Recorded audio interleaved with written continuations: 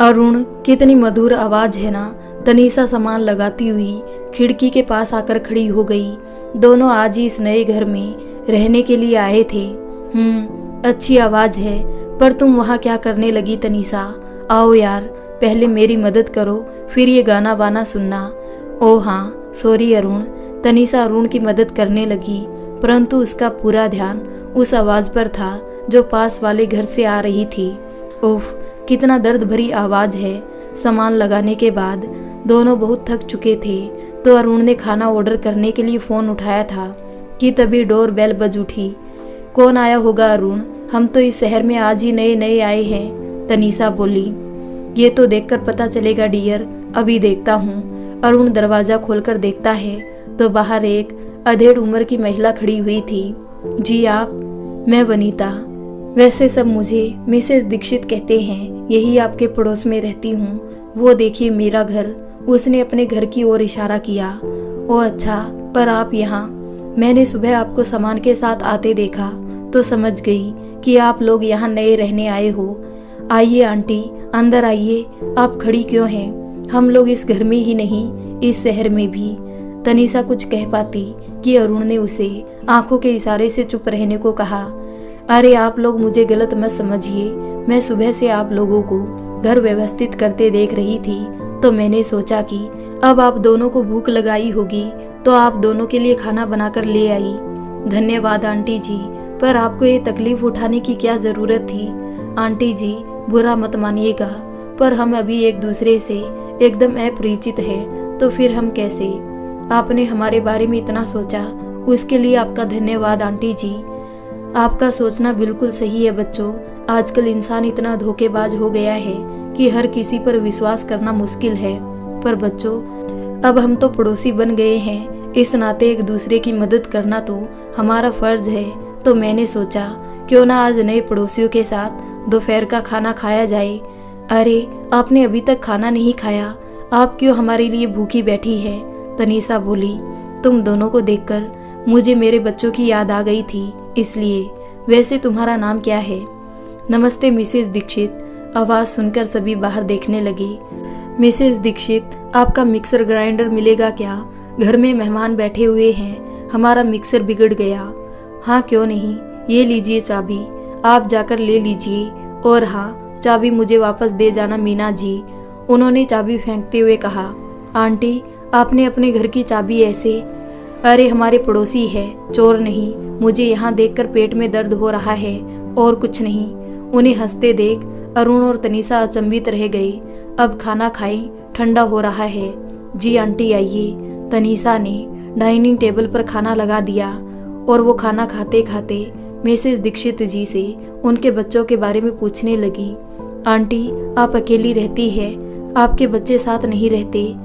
खाना खाते एक क्षण के लिए रुकी और फिर चुपचाप खाना खाने लगी तो तनीषा अरुण की ओर देखने लगी। अरुण ने उसे चुप रहने का इशारा किया और खाना खाने लगा।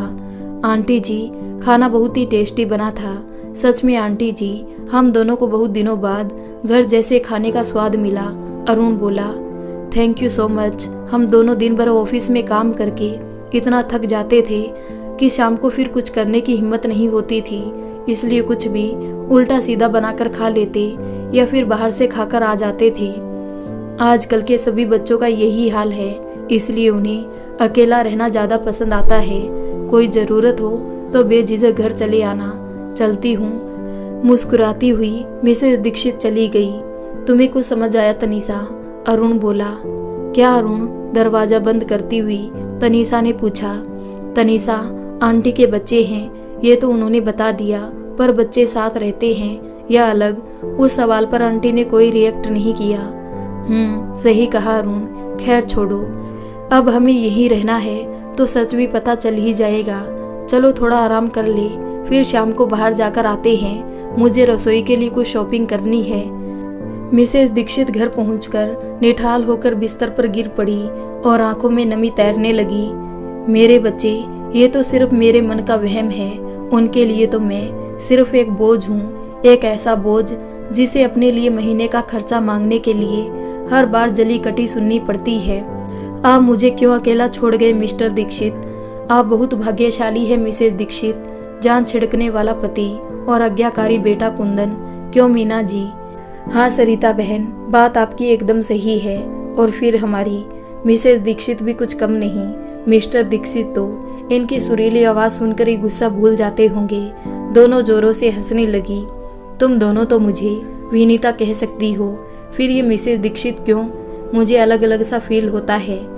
ओह समझी, आपको मिस्टर दीक्षित के मुंह से ही मिसेस दीक्षित सुनना ज़्यादा पसंद है, पर हम तो आपको मिसेस दीक्षित ही कहेंगे।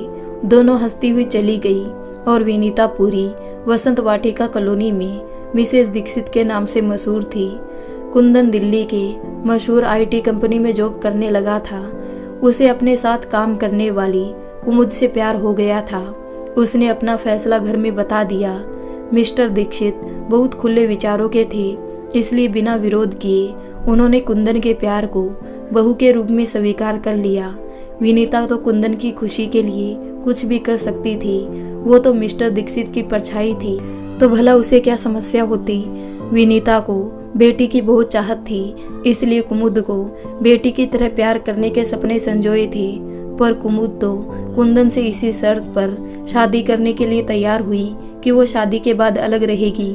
कुंदन, हमारे बीच कुछ बातें अभी तय हो जाए तो हमारे रिश्ते के लिए बेहतर होगा। कैसी बातें कुमुद? कुंदन, मैं अपनी मर्जी से जिंदगी जीने में विश्वास रखती हूँ। मेरे माता पिता ने भी मुझ पर कभी किसी बात के लिए रोक टोक नहीं लगाई और ना ही कुछ काम करने के लिए मजबूर किया। कुंदन, तुम मेरे कहने का मतलब तो समझ गए होंगे कि मैं क्या कहना चाहती हूँ। कुमुद, मैं तुमसे बहुत प्यार करता हूँ। मैं वादा करता हूँ कि मेरे घर में तुम्हें कोई तकलीफ ना हो और शादी के बाद जो भी होगा सब तुम्हारी मर्जी से होगा। अरे वाह, क्या बात है मिस्टर दीक्षित, शादी बेटे की और दूल्हे की तरह आप तैयार हो रहे हो। विनीता ने अपने पति को छेड़ते हुए कहा। अरे मिसेस दीक्षित, हम आज भी कुंदन के बड़े भाई लगते हैं। खुशी का मौका है तो क्यों ना हम पुराने लम्हों को याद करते हुए इन लम्हों को जीते हैं। चलिए अब आप भी जल्दी से तैयार हो जाइए ताकि सब आपको बहू की सास नहीं बड़ी बहन समझे। आप भी ना मिस्टर दीक्षित। विनीता मुस्कुराती हुई चली गई। मिस्टर दीक्षित बहुत जिंदा दिल इंसान थे और उन्हें भगवान ने विनीता जैसी सहृदय पत्नी दी थी। उन्होंने कुछ समय में ही अपने घर को खुशियों से भर दिया था। धूमधाम से कुंदन की शादी करके विनीता खुशी से फूली नहीं समाती थी। हर समय वो यही कोशिश करती कि कुमुद को कुछ तकलीफ ना हो। मिसेस दीक्षित, ये क्या, तुम ये काम क्यों कर रही हो? बहू कहाँ है? छोड़िए ये सब। कुंदन, जी पापा। कुंदन बेटा, जरा मेरे कमरे में तो आओ, मुझे तुमसे कुछ बातें करनी है।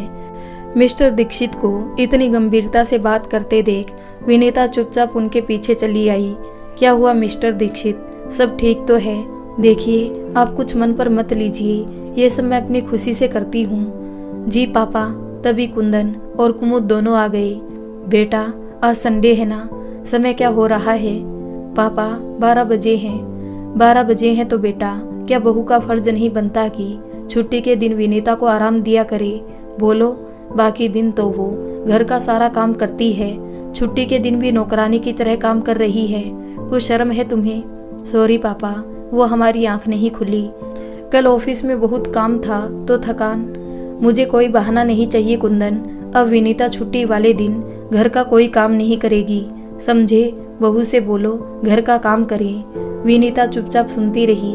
जब मिस्टर दीक्षित उन्हें विनीता कहकर बुलाते थे तो इसका मतलब वो किसी बात को लेकर बेहद गंभीर है। खुश रहते तो मिसेस दीक्षित के अलावा उनकी जुबान से कोई और शब्द नहीं निकलता था।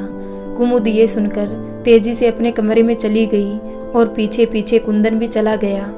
इसलिए कुंदन, मैंने तुमसे पहले ही सब क्लियर किया था कि मैं किसी के दबाव में आकर नहीं जी सकती, पर तुम तो शादी होते ही अपने वादे भूल गए। मुझे सब याद है कुमुद, बस थोड़ा समय दो। मैंने तुम्हारे लिए घर भी देख लिया है, सच कह रहा हूँ, बस एक अच्छे मौके की तलाश है। अब और कौन सा अच्छा मौका चाहिए कुंदन? आज पापा ने हमारी इतनी बेइज्जती की वो कम है। कुमुद ने रोना शुरू कर दिया। अच्छा ठीक है कुमुद, तुम रोना बंद करो, मैं पापा से बात करके आता हूँ। नहीं रहने दो, कोई ज़रूरत नहीं है, हम हनीमून पर जा ही रहे हैं तो अब वहाँ से सीधे अपने घर जाएंगे। मुझे मेरा हनीमून नहीं खराब करना। Okay my dear. Kundan Kumud के महापाश में इस कदर बन चुका था कि अपने जन्मदाता को भी छोड़ने के लिए तैयार हो गया। हनीमून से लौटते ही उसने अपने घर एक लेटर भेज दिया।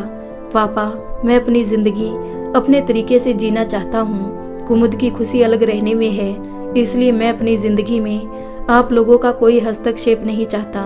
मैं और कुमुद दिल्ली वापस आ गए हैं और अपने घर में खुशी से रह रहे हैं। वो पत्थर पढ़कर मिस्टर दीक्षित के दिल पर ऐसा आघात लगा कि वो ये दुनिया ही छोड़कर चले गए।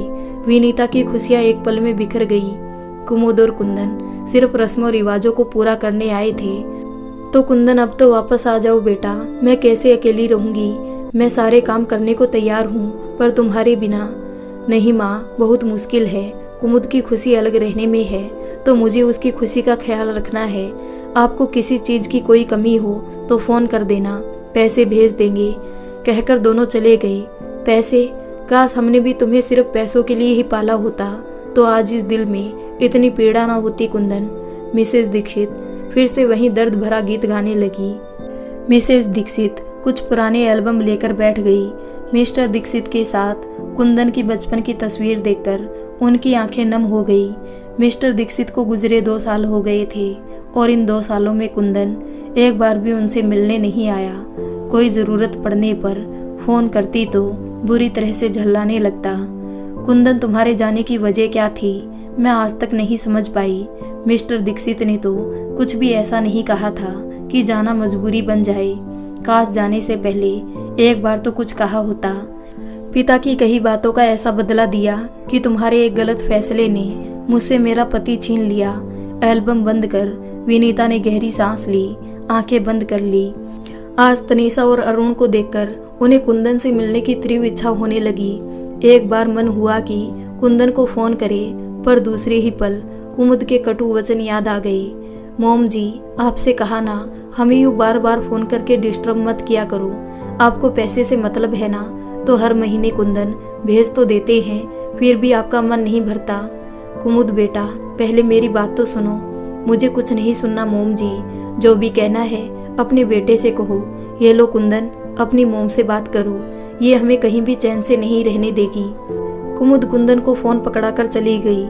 हेलो माँ, बोलो क्या चाहिए? बेटा, ऐसे क्यों बोल रहे हो? क्या कुछ जरूरत हो तभी तुमसे बात करूं? क्या मैं तुम्हें इतनी बोझ लगती हूँ जो अपने बेटे बहू से बात भी नहीं कर सकती? बोलो कुंदन। अब माँ, ये फालतू का रोना शुरू मत कर देना प्लीज। मैं इन बातों से बहुत तंग आ गया हूँ। आप काम बोलो, क्या चाहिए? मुझे मेरा लाडला बेटा वापस चाहिए। बोलो, दे सकते हो। कुंदन, क्या तुम्हें अपनी माँ पर जरा भी तरस नहीं आता? लौट आओ बच्चे, मुझे भी मेरे पोते को गोद में खिलाने का बेहद मन है। कैसा है वो? आप अभी तक फोन में उलझे हुए हैं, संस्कार को संभालिए, मैं नहाने जा रही हूँ। कुमुद झलाने लगी तो कुंदन ने फोन रख दिया। ठीक है माँ, देखता हूँ, किसी दिन समय मिला तो मिलने आऊँगा। अभी फोन रखता हूँ। कुंदन, सुनो तो मैं आ जाऊँ मिलने? नहीं माँ, मैंने कहा तो मैं आता हूँ किसी दिन। कुंदन ने फोन काट दिया तो विनीता की आंखों में नमी तैरने लगी। पोते का जन्म हुआ तो कुंदन ने खुशी के कारण विनीता को फोन करके ये खुशखबरी दी थी। विनीता भी अपनी भावनाओं पर काबू ना कर पाई और तुरंत ही अस्पताल पहुंच गई। कुमुद के माता पिता वहां पहले से मौजूद थे। ये देख मिसेस दीक्षित को थोड़ा खराब लगा, पर वो इस बात से खुश थी कि उनके बेटे ने उन्हें बुलाया। माँ, आप? कुंदन ने झुककर पैर छुए तो सब भूलकर विनीता ने गले लगा लिया। क्यों नहीं आना चाहिए मुझे? मैं तो मेरे पोते को देखने आई हूँ। कुमुद की माँ बच्चे को पहले से ही गोद में लिए हुई थी। लाइए बहन, मेरी गोद में भी दीजिए मेरे कुंदन के अंश को। मिसेस दीक्षित पोते को लेने आगे बढ़ी। अभी तो ये सो गया है मिसेस दीक्षित, जब जागेगा तो आप गोद में ले लीजिए, उन्होंने उसे झूले में लिटाते हुए कहा। हाँ माँ, मोम ठीक कह रही है, आप आराम से बैठिए। हाँ बेटा। मिसेस दीक्षित काफी देर तक झूले के पास खड़ी पोते को निहारती रही। सोते हुए वो बहुत प्यारा लग रहा था। आप लौट आइए ना मिस्टर दीक्षित, अब मैं अपने पोते को जरा भी आंखों से ओझल नहीं होने दूंगी, उसे हमेशा सीने से लगाए रखूंगी। आप कब तक अपने पोते को निहारती रहेंगी मिसेस दीक्षित? आइए बाहर बैठते हैं, डॉक्टर के आने का समय हो रहा है, खामखा नाराज होंगे। ओ हाँ, विनीता सोच के दायरे से बाहर निकल आई और सब बाहर आ गए। सिर्फ कुंदन अंदर रुक गया। थोड़ी देर में डॉक्टर आकर कुमुद और बच्चे को चेक करके चली गई तो सब फिर अंदर पहुंच गए। माँ चलिए, आपको घर छोड़ देता हूँ, कुंदन बोला। नहीं कुंदन, मैं जाने के लिए नहीं आई। जब तक मेरी बहू और पोता अस्पताल में है मैं यहीं रुकूंगी। माँ जिद नहीं करो, कुमुद की मोम है ना यहाँ, वो सब संभाल लेगी। फिर मैं भी हूँ, ये अस्पताल है, यहाँ बेकार में भीड़ मचाकर क्या फायदा। कुंदन की बात ने विनीता को तोड़ दिया। फिर भी हिम्मत करके बोली, बेटा अब बहू और पोते के प्रति मेरी भी कुछ जिम्मेदारियां बनती है। हम लोग बारी बारी ये जिम्मेदारी संभाल लेंगे। आपकी क्या प्रॉब्लम है मोम जी? मुझे इस समय मेरी मोम मेरे पास चाहिए और कोई नहीं। अभी आप जाइए और घर पर आराम कीजिए। कुमुद की बातें सुनकर विनीता अपना बैग उठाकर चलने लगी तो माँ मैं घर छोड़ देता हूँ। वो तो तुमने बहुत पहले छोड़ दिया कुंदन, आज माँ को भी छोड़ दिया। खैर तुम यहीं रुको कुमुद के पास, मैं चली जाऊंगी। इससे पहले आंसू बहने लगते विनीता तेजी से वहां से निकल गई। अस्पताल के गेट पहुंचकर कुछ क्षण के लिए रुकी और पीछे मुड़कर देखा। शायद कुंदन पीछे पीछे आया हो, पर कुंदन की जिंदगी में तो अपनी पत्नी और नई माँ के अलावा और किसी के लिए जगह नहीं थी। तभी दरवाजे पर दस्तक से विनीता विचारों से बाहर निकल आई। घड़ी की ओर देखा, ओ शाम हो गई, कौन आया होगा देखती हूँ। अरे मीना जी, आप, हो गया मिक्सर का काम? इतनी भी क्या जल्दी थी? आपका ठीक होकर आ जाता तब रिटर्न कर देती। धन्यवाद मिसेस दीक्षित, मेहमान भी चले गए तो सोचा ये भी वापस दे आऊं आपको, शाम को लगेगा। मिक्सर ठीक होने भेजा है, शायद कल तक आ जाए। अरे तो ले जाइए वापस, जब आपका ठीक होकर आ जाए तो दे जाना। मुझे अकेली को कौन सा पकवान बनाने होते हैं। वैसे भी मैंने आज हमारे नए पड़ोसी के लिए दोपहर में खाना बनाया तो बचा रखा है, वही रात को खा लूंगी। अरे हाँ मिसेस दीक्षित, कैसे हैं हमारे नए पड़ोसी? कितने लोग हैं? आज मेहमानों के कारण उन्हें आता ही नहीं देख पाई, और आप भी खूब हैं, बिना पहचान के उनके लिए खाने की व्यवस्था।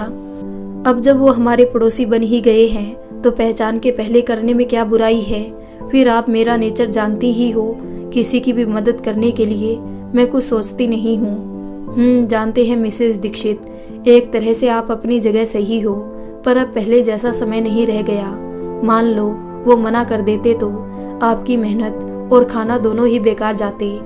क्या मीना जी आप भी, अगर वो लोग मना कर देते तो आप लोग थे ना, मैं आप सबको दावत पर बुला लेती, सब साथ में एंजॉय करते। कहते हुए मुस्कुरा उठी मिसेस दीक्षित। आप सच में ग्रेट है मिसेस दीक्षित। मिसेस दीक्षित फिर से उदास होते हुए बोली, सच कहूँ मीना जी, उन्हें देखकर कुंदन और कुमुद की याद आ गई थी। मैं चाहकर भी खुद को रोक ना सकी और उनसे मिलने चली गई। उनकी आंखों में नमी तैरने लगी। मिसेस दीक्षित संभालिए खुद को। मीना जी उठकर उनके कंधे पर हाथ फेरने लगी। आपकी तकलीफ समझ सकती हूँ, कितनी प्यारी हंसती खेलती गृहस्थी थी आपकी, कुमुद के आने से बर्बाद हो गई। इसमें कुमुद का क्या दोष है मीना जी? अपना सिक्का ही खोटा निकल गया। कुंदन ने मुझे और कुमुद को एक दूसरे को समझने का मौका ही नहीं दिया। ये जो गलतफहमी बनी है इसका कारण कुंदन है। यही तो आपकी महानता है मिसेस दीक्षित। आपकी बहू ने आपका सुख छीन लिया और आप है कि अपने बेटे को दोषी समझती हो। मीना जी, कुंदन 17 साल तक संयुक्त परिवार में बड़ा हुआ है। उसे परिवार की अहमियत सिखाई है मैंने। अपने दादा दादी चाचा चाची के साथ हंसते खेलते बड़ा होने के बावजूद कुमुद के फैसले को सही मान बैठा। अच्छा है कि आज उसके दादा दादी इस दुनिया में नहीं है। कोई फोन आया कुंदन का। आपसे कितनी बार कहा हमें उसका नंबर दो, एक बार उससे बात तो करे।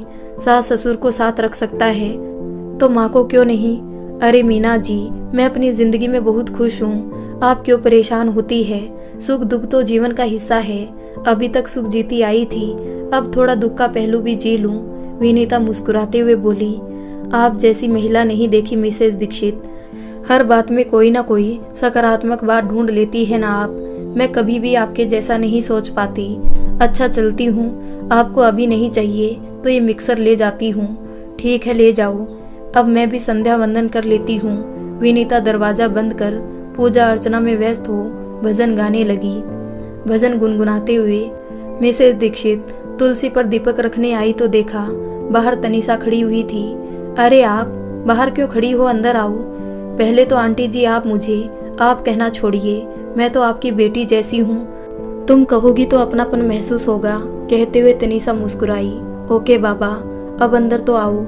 नहीं आंटी, फिर कभी, आप बहुत सुंदर गाती हो, किसी दिन फुर्सत से पूरा दिन आपके साथ बिताऊंगी। अभी तो मैं आपको इनवाइट करने आई थी। किस लिए बेटा? आंटी, दोपहर का खाना आपकी तरफ से था, अरुण चाहते हैं आज शाम को भी हम लोग साथ में खाना खाएं। प्लीज मना मत करना आंटी, आप आओगी तो हमें बहुत अच्छा लगेगा। तनीषा ने इतने प्यार से कहा तो विनीता मना नहीं कर पाई। ओके, आती हूँ। तनीषा के जाने के बाद विनीता घर के छोटे मोटे काम निपटाने लगी। घड़ी देखा तो अरे अभी तो शाम के 7:30 ही हुए हैं, चलो थोड़ी देर बाहर टहल आती हूँ। विनीता ने घर को ताला लगाया और कॉलोनी के पार्क में जाकर बैठ गई। अरे मिसेस दीक्षित, आज आप लेट हो गई, अब तो मेरे वापस जाने का समय हो गया। सरिता विनीता को देखकर बोली। हाँ सरिता जी, कुछ सोच विचार में बैठी थी ना, न जाने कब आंख लग गई। फिर उठकर संध्या वंदन कर छोटे छोटे काम निपटाए। समय था तो सोचा थोड़ा टहल लिया जाए। ओह अच्छा मिसेस दीक्षित, आज मैं, शर्मा जी, विनय और बहू घूमने गए थे। वहाँ एक मॉल में कुंदन से मेरी मुलाकात हो गई। अच्छा, कैसा है वो? अकेला था कि कुमुद और संस्कार भी साथ थे? अब तो बड़ा हो गया होगा ना। बोलिए सरिता जी, कुंदन ने आपसे बात की, कुछ पूछा? आप भी ना मिसेस दीक्षित, क्यों झूठी आस लगाए रहती है। उसने सिर्फ हमसे नमस्ते की और अपनी फैमिली मतलब सास ससुर बेटे और कुमुद के साथ आगे बढ़ गया। ये सुनकर विनीता की रही सही आशा भी धूमिल हो गई। मुझे कुछ काम याद आ गया सरिता जी, मैं चलती हूँ। सॉरी मिसेस दीक्षित, मेरी बातों से आपका दिल दुखी हो गया। मैंने सोचा था नहीं बताऊंगी, पर फिर दिल ने कहा जो सच है सबके सामने है, उसे छुपाने से क्या फायदा। अरे इसमें सॉरी कहने की कोई बात नहीं है, अब तो इन सब बातों की आदत सी हो गई सरिता जी। मिसेस दीक्षित, आजकल माँ बाप बच्चों की जिंदगी में दखल नहीं देते, इसलिए बच्चों को जो अच्छा लगता है वो वही करते हैं। अब हमारा जमाना बीत चुका है। सही कहा आपने, अब हमारा समय चला गया। हम लोग भरे पूरे परिवार में पले बढ़े और भरे पूरे परिवार में ब्याह हो गए तो परिवार, रिश्ते नाते, इन सब की अहमियत समझ आती है। अब बच्चे अकेले बड़े हो रहे हैं तो अकेलापन अच्छा लगता है। सच बताऊं मिसेस दीक्षित, मेरा भी मन डर गया जब से कुंदन ने आपको छोड़ा। एक ही बेटा है मेरा, कहीं वो भी, इसलिए जो मन में आए करो। दोनों नौकरी करते हैं तो शर्मा जी ने काम के लिए एक परमानेंट नौकर रख लिया है। अच्छा किया, अकेला जीना कितना मुश्किल है मैं ही जानती हूँ। पहले सास ससुर चले गए, फिर परिवार को साथ लेकर देवर विदेश चला गया। कुंदन ने जो किया उसके कारण मिस्टर दीक्षित धोखा दे गए। अब तो बस जिंदगी गुजर रही। चलती हूँ। 8 बज चुके थे। वो सीधे तनीषा के यहाँ आ गई। मैं जल्दी तो नहीं आ गई? अरे नहीं आंटी, आइए बैठिए, हम तो आप ही का इंतजार कर रहे थे। तनीषा हंसकर बोली। जी आंटी, तनीषा सही कह रही है। अरुण पास में बैठता हुआ बोला। तुम लोग इससे पहले कहाँ रहते थे? मिसेस दीक्षित ने बातों का सिलसिला शुरू किया। आंटी, हम लोग बेंगलोर में जॉब करते थे। अभी 1 साल पहले ही हमारी शादी हुई है। हमारी फैमिली लखनऊ में रहती है। अरुण को यहाँ एक बड़ी कंपनी में जॉब ऑफर आया। ऑफर बहुत अच्छा था तो हमने एक्सेप्ट कर लिया।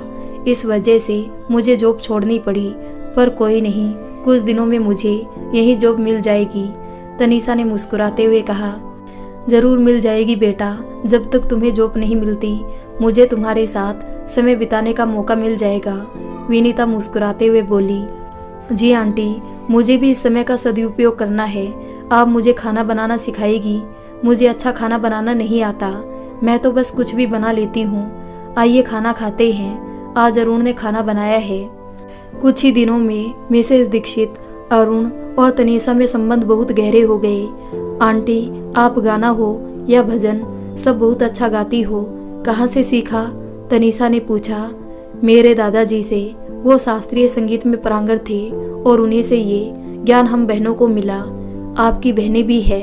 हाँ, मेरी 3 बहनें हैं। एक यूएसए में अपने बच्चों के साथ रहती है और एक आगरा में कभी कभी आती रहती है। और तुम्हारे और अरुण के परिवार में? मैं अकेली हूँ आंटी। मम्मी पापा का डिवोर्स हो गया तो दोनों ने शादी कर ली। मैं इतनी छोटी भी नहीं थी जो सही गलत ना समझ पाती। मैंने दोनों के साथ ना रहकर नाना नानी के साथ रहना पसंद किया। मामा जी तो माँ से नाराज थे तो मुझे भी पसंद नहीं करते थे। ओह माफ़ करना बेटा, तुम्हें दुखी कर दिया। अरे नहीं आंटी, भगवान कुछ लेते हैं तो बहुत कुछ देते भी है। जब से अरुण मेरी ज़िंदगी में आई सब कुछ अच्छा ही अच्छा है। मैं भी खुश और नाना नानी भी खुश। अरुण की फैमिली बहुत अच्छी है आंटी, सब मुझे बहुत प्यार करते हैं। अरुण के घर में सभी खाना खाने के बहुत शौकीन हैं और मुझे कुकिंग जरा भी नहीं आती। हंसने लगी तनीषा, फिर बोली, आंटी आप मुझे खाना और गाना दोनों सिखाएगी? खाना तो सिखा दूंगी, वो भी आज से ही शुरू कर देते हैं, पर मैं गाना नहीं हो पाएगा, सब भूल चुकी हूँ, दोबारा रिवीजन करना होगा। बहुत दिनों से इसकी आदत छूट गई। मिसेस दीक्षित बोली, आंटी प्लीज़ मना मत करो, मेरी जॉब नहीं है, ढूंढने का प्रोसेस चल रहा है। जॉब हो गई फिर मैं भी व्यस्त हो जाऊंगी। मुझे बचपन से ही गाने का बहुत शौक है, पर पढ़ाई और माहौल के चलते सीख नहीं पाई। अच्छा ठीक है, मुझे 2-3 दिन दो तनीषा, पहले मैं खुद को तैयार करूं, फिर तुम्हें सिखाऊंगी। Oh thank you aunty. Tanisha ने खुश होकर मिसेस दीक्षित को गले लगा लिया तो उनकी आंखें भर आई। आंटी ये आंसू, मेरी इस हरकत का आपको बुरा लगा? अरे नहीं बच्चे, ये तो तुम्हारा प्यार देखकर आंख भर आई। सच में तनीषा, तुम्हारे और अरुण के आने से मेरा सूनापन दूर होने लगा है।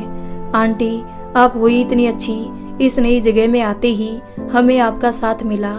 मैं तो यही सोचती थी कि अरुण तो ऑफिस चला जाएगा, फिर मैं अकेली क्या करूँगी। थैंक गॉड की यहाँ मुझे आप मिल गई। आंटी हम घूमने चले, अरुण तो शाम को आएंगे, तो क्यों ना दिल्ली की सैर की जाए। कहाँ जाने की बात हो रही है? मीना जी अंदर आते हुए बोली। अरे मीना आंटी आप, चलो अच्छा है आप भी आ गई। मैं आंटी जी से कह रही थी कि हम दिल्ली घूमने चले, वैसे भी अभी मैं फ्री हूँ और आंटी भी, और गर्मी भी नहीं है। आपका क्या ख्याल है? मिसेस दीक्षित बात सही कह रही है तनीषा, चलो मैं भी चलती हूँ। आज सिन्हा जी भी मुंबई गए हैं, 2 दिन बाद आएंगे और बच्चे तो रात तक आते हैं। वाह ये तो सोने पे सुहागा हो गया। तनीषा खुश होकर बोली। सब साथ घूमने निकल गए। आज पूरे 2 साल बाद विनीता इस तरह घूमने निकली। कभी कभार बस जरूरी चीज के लिए ही बाहर निकलती थी। शाम को वापस आने पर थकान जरूर महसूस हो रही थी, पर मन बहुत हल्का हो गया था। कड़वी बातों का बोझ कुछ पल के लिए ही सही पर दूर हुआ तो एक ऊर्जा सी महसूस होने लगी थी। ऐसे ही दिन निकलने लगे। तनीषा के आ जाने से विनीता की व्यस्तता बढ़ने लगी। उन्होंने उसे संगीत सिखाना शुरू कर दिया। तनीषा अपने मधुर व्यवहार से सबके दिल में जगह बना रही थी। वो हर किसी से कुछ ना कुछ सीखने की कोशिश करती रहती थी। आंटी जल्दी मैं भी जॉब पर जाने लगूंगी, फिर ये सारी मस्ती बहुत मिस करूंगी। बेंगलोर में तो जहाँ रहते थे वहाँ सब ज़रूरत पर ही बात करते थे, वैसे कोई किसी से बात नहीं करता था। मैं भी खालीपन महसूस करूंगी। अभी तक तो तुमने मुझे इतना व्यस्त रखा कि कुछ सोचने का समय ही नहीं मिला। मिसेस दीक्षित उदास होने लगी। तनीषा का ऑफर लेटर आ गया था। आंटी आप इतना कुछ जानती है तो संगीत क्लास क्यों नहीं खोल लेती? इस तरह आपका भी समय कट जाया करेगा। अरे नहीं, ये सब मेरे बस का रोग नहीं है, ये तुम तक ही ठीक है। चलो अरुण आने वाला होगा, अब जाओ उसके लिए कुछ खाने के लिए बना लो। ओ हाँ आंटी चलती हूँ, पर मेरी बात पर विचार जरूर कीजिएगा। जब आपके पास हुनर है तो आप उसका लाभ सभी को दीजिए, आपको भी अच्छा लगेगा। तनीषा के जाने के बाद विनीता सोच विचार में पड़ गई। तनीषा कह तो सही रही है, पर कोई सीखने के लिए आएगा। वैसे भी अकेले दिन काटे नहीं कटते, ऊपर से छोटी छोटी ज़रूरतों के लिए कुंदन और कुमुद की बातें सुननी पड़ती है। महीना खत्म होने आ रहा था और कुमुद और कुंदन में बहस छिड़ी हुई थी। कुमुद कब तक घर बैठोगी? अब तो नौकरी ज्वाइन करो यार, मैं अकेला कमाने वाला, और इतने सारे लोग से क्या मतलब है तुम्हारा? कहीं तुम्हारा इशारा मेरे मोम डैड की ओर, मतलब साफ है तुम्हारे मोम डैड को भी सोचना चाहिए। कब तक मेरे ऊपर बोझ बने रहेंगे? 6 महीने हो गए यार, हो जाने दो। संस्कार अभी छोटा है, मैं उसे छोड़कर कैसे जाऊं? मोम कैसे संभालेगी? अपनी मोम को पैसे भेजना बंद कर दो। वाह ये खूब कही। तुम्हारे माता पिता को मैं पालूं और अपनी माँ को खर्चा भी नहीं दूं? ये नहीं हो सकता। अब निर्णय तुम्हारे हाथ में है। कुंदन नाराज ना हो, कुमुद हमारी इकलौती बेटी है, बस यही मोह हमें यहाँ रोके रहता है। अब तो संस्कार से इतना मोह हो गया कि उससे दूर होने की सोच भी नहीं सकते। पर तुम्हें हमसे प्रॉब्लम है तो हम आज ही तुम्हारे घर से चले जाते हैं। कुंदन, मेरे मॉम डैड कहीं नहीं जाएंगे, वो यहीं मेरे पास रहेंगे। तुम्हें घर में बैठने से प्रॉब्लम है तो मैं सोमवार से ऑफिस जाना शुरू कर देती हूँ। अब खुश? कुंदन कुछ नहीं बोला और उठकर घर से बाहर निकल गया। मॉम, लगता है इस बार कुंदन की मॉम ने कुछ ज़्यादा पैसे मांग दिए हैं, इसलिए इतना परेशान है। नहीं तो कुंदन मुझसे इस तरह से नहीं बोलते। कुंदन वहाँ से निकलकर सीधे अपने बचपन के दोस्त विशाल के पास चला गया। कैसे हो विशाल? मैं तो ठीक हूँ, पर तुम आज इतने बुझे बुझे से क्यों हो? कुछ परेशानी? अब तुमसे तो कुछ नहीं छुपा है विशाल। कुमुद के मॉम डैड अपने बेटों को छोड़ मेरे साथ रहते हैं। ठीक है रहो, पर ये क्या, आज ये चाहिए, ये ऐसा, वो वैसा। मैंने वही किया जो कुमुद ने चाहा। उसने कहा मेरे माँ पापा के साथ नहीं रहेगी, तो मैंने उसकी ये जिद भी मान ली। यही तो गलती की तूने कुंदन, और तेरी इसी गलती की सजा आंटी जी भुगत रही है। एक बात बता, क्या तुझे उनसे मिलने और उनके साथ रहने का मन नहीं करता? बहुत करता है यार, पर वो अकेली है तो अपनी मर्जी की मालिक है। मैं माँ को साथ रखकर उन्हें किसी का नौकर नहीं बना सकता। मैं उनकी और समाज की नज़र में बुरा बेटा हूँ तो ठीक है। आज जो हालात है उसमें गलती तो मेरी रही। कुमुद ने तो शादी से पहले ही सब क्लियर कर दिया था। तुम भाभी को समझा सकते थे। बहुत कोशिश की थी, पर उसने वापस उस घर में आने को मना कर दिया था। ये बाद में पता चला कि ये सब उसके माता पिता की इच्छा से हुआ है। वो कुमुद के मन में शादी से पहले ही ये सब भर चुके थे। मैं माँ का जिक्र छेड़ दूं तो घर में क्लेश शुरू हो जाता है। कुमुद की मम्मी की अपनी बहुओं से जरा भी नहीं पटती है। 3 बेटे होते हुए भी दोनों महीने में 20 दिन यहाँ रहते तो 10 दिन अपने बेटों के पास रहने चले जाते हैं। संस्कार के जन्म के बाद तो वो भी बंद कर दिया। कुंदन, ये हालात तो तूने ही बनाए हैं, पर कब तक तू कुमुद भाभी के कहे अनुसार चलेगा? समय के अनुसार बदलना सीख। जब वो अपने माता पिता को साथ रख सकती है तो तू भी अपनी माँ के पास रह सकता है। विशाल की बातें सुनकर कुंदन खामोश हो गया। क्या सोचने लगा? विशाल, शायद तुम ठीक कह रहे हो। पहले तो मैंने कभी इस विषय में नहीं सोचा, पर अब बहुत परेशान हो गया हूँ। मैंने कुमुद की खुशी के लिए सब कुछ किया, पर उसने कभी भी मेरी खुशी की परवाह नहीं की। अब मुझे अपनी गलती महसूस होती है। आंटी से कब से नहीं मिले, 6 महीने हो गए। संस्कार के जन्म पर अस्पताल में माँ मिलने आई थी। वहाँ भी कुमुद का उनके साथ उपेक्षित व्यवहार देखकर मैंने उन्हें जाने को कह दिया। उस दिन से माँ की भीगी आंखें नहीं भूला विशाल। मैं जितना उनके बारे में सोचता हूँ उतना ही शर्म से जमीन में गड़ता जाता हूँ। मैं अपनी माँ को कोई सुख नहीं दे पाया। मेरी एक बात मानेगा कुंदन? क्या? बोल। चल आंटी के पास चलते हैं, सच वो बहुत खुश हो जाएगी। आज तक मैं चुप रहा क्योंकि तू मेरी कोई बात सुनना नहीं चाहता था। मुझे माँ का सामना करने में डर लगता है। उन्हें सफ़ेद कपड़ों में देखकर पापा को दिया दुख याद आता है। मेरे कारण पापा आज इस दुनिया में नहीं है। सब समझते हैं मैं बदल गया। सच तो ये है कि मैं भी नहीं चाहता माँ मेरे लिए तड़फे। कुंदन, इसलिए कह रहा हूँ, आंटी को सिर्फ तू चाहिए, तेरे पैसे नहीं। वो तेरी माँ है, तेरी व्यवस्था समझकर तुझे माफ़ कर देगी। हमें कुछ ऐसा करना चाहिए कि आंटी भी खुश रहे और कुमुद भाभी भी। ऐसा कोई तरीका नहीं है विशाल, वो सब बाद में सोचेंगे। अभी चल, आंटी से मिलने चल। देख, अब मना मत करना। विशाल के कहने पर कुंदन माँ से मिलने चल तो दिया, पर रास्ते भर उसे माँ पापा के बीच हंसी मजाक की बातें, पापा के ठेके याद आ रहे थे। मम्मी पापा की कितनी सुंदर जोड़ी थी, मेरे कारण सब तबाह हो गया। अब ना वो खुश रह पा रही है और ना मुझे सुकून मिल रहा है। गाड़ी रुकी तो सबसे पहले सामना सरिता आंटी से हुआ, जो कुंदन के घर से निकल रही थी। अरे कुंदन, आज यहाँ का रास्ता कैसे भूल गए, या फिर कुछ लेने आए हो? कुंदन ने कोई जवाब नहीं दिया, बस नमस्ते कहकर वो घर की ओर चल दिया। घर से विनीता और तनीषा के गाने की आवाज आ रही थी। कुंदन, ये आवाजें एक तो माँ की है, एक पता नहीं, चल देखते हैं। दोनों अंदर प्रवेश करते हैं। कुंदन, विनीता एकदम से रुक गई तो तनीषा भी उधर देखने लगी। ओह, तो ये है आंटी जी का बेटा। अभी मेरा यहाँ रुकना ठीक नहीं होगा, तनीषा ने मन में सोचा और उठकर बोली, मैं चलती हूँ आंटी जी। ठीक है। चरण स्पर्श आंटी जी विशाल ने झुककर पैर छुए तो कुंदन सकपका गया और वो विनीता के पैरों में झुका तो उन्होंने उसे सीने से लगा लिया। 2 साल बाद माँ के पास आने की फुर्सत मिली बेटा। मिस्टर दीक्षित तो चले गए, तुमने मुझे भी मरा समझ लिया। आज कैसे आए हो, कोई परेशानी है? माँ मुझे माफ कर दो। कुंदन फिर से विनीता के पैरों के पास बैठकर रोने लगा।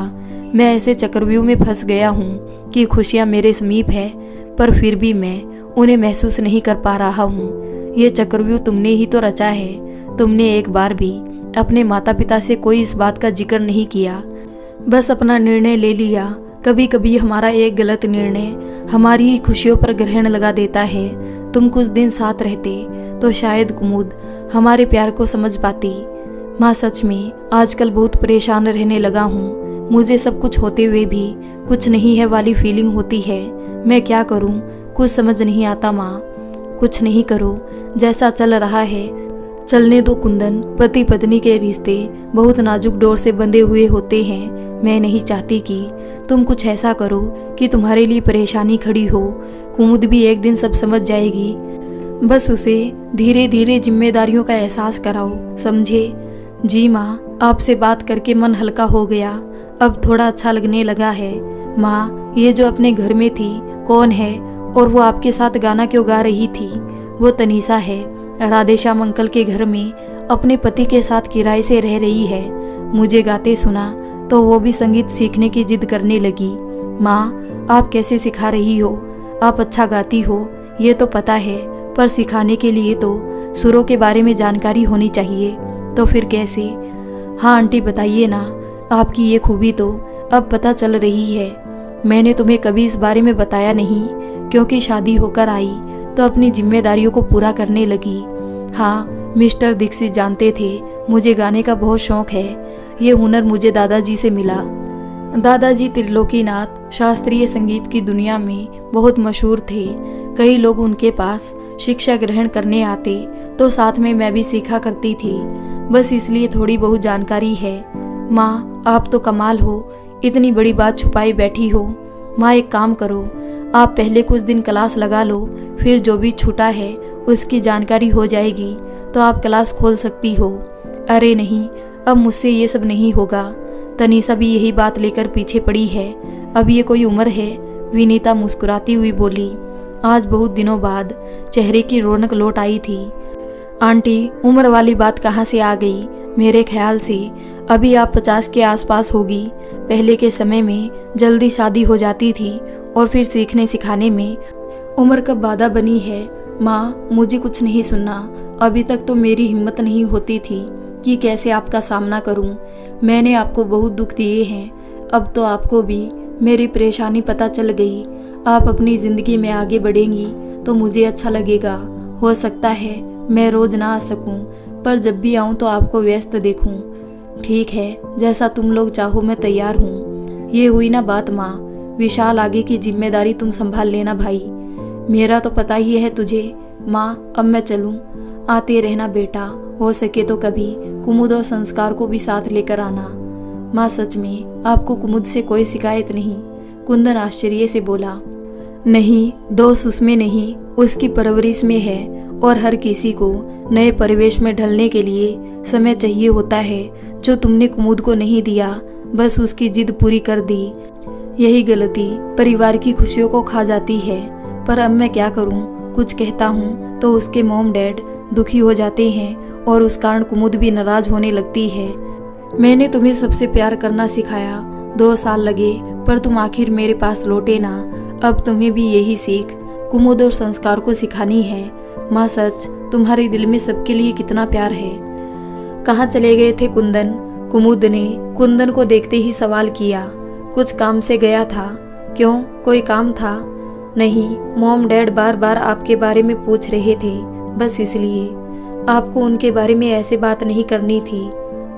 सॉरी यार। संस्कार सो गया? नहीं, पापा के पास है। जरा कॉफ़ी बना दोगी प्लीज़? अभी लाई। कुमुद कॉफ़ी बनाने चली गई और कुंदन संस्कार के पास चला गया। आजा मेरा बच्चा। संस्कार को लेकर लिविंग रूम में खेलने लगा। नाराज हो कुंदन? दमयंती और भूषण पास आकर बैठते हुए बोले। नहीं मॉम, बस थोड़ा परेशान था। कुमुद भी छुट्टी पर थी तो पूरी सैलरी ना मिलने से बजट गड़बड़ा गया था, बस और कोई बात नहीं। समझ सकते हैं बेटा, हमारी बहुएं अच्छी होती तो हम क्यों यहाँ रहते। बीमारी के कारण तो कुमुद के डैड भी घर बैठ गए हैं। सब ठीक हो जाएगा कुंदन, हम दोनों मिलकर सब संभाल लेंगे। कुमुद बोली।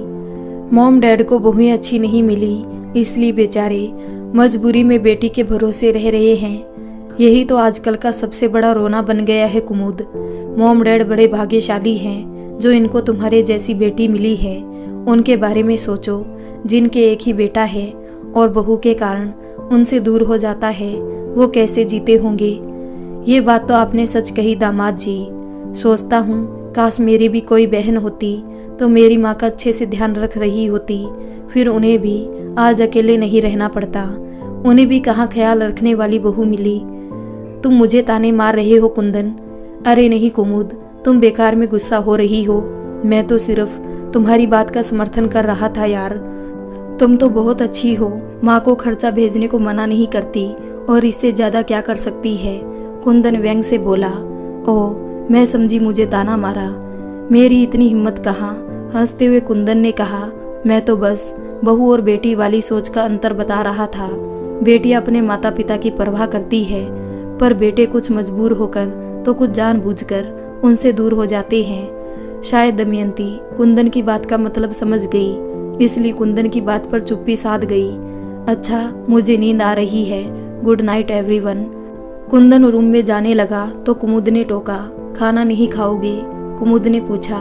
नहीं, भूख नहीं है। कुंदन माँ के हाथ का खाना खाकर आया था, पर यह बात छुपा गया, अपने कमरे में चला गया।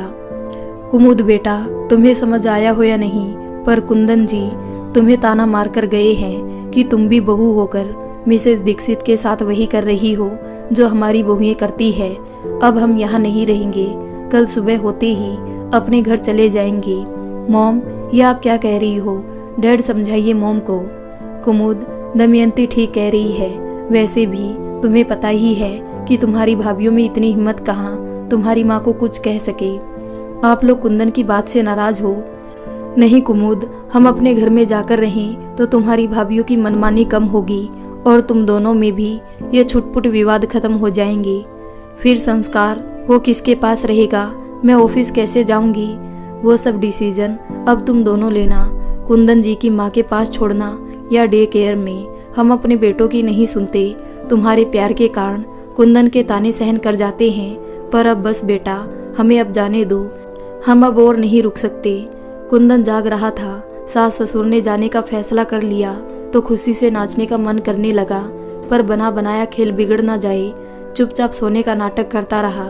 सुबह तुलसी पर दीपक रखते समय वनीता के मुख पर असीम शांति दिखाई दे रही थी। बेटा पास नहीं, फिर भी उसका प्यार साथ है, इतनी सी बात ने उन्हें मुस्कुराने की वजह दे दी थी।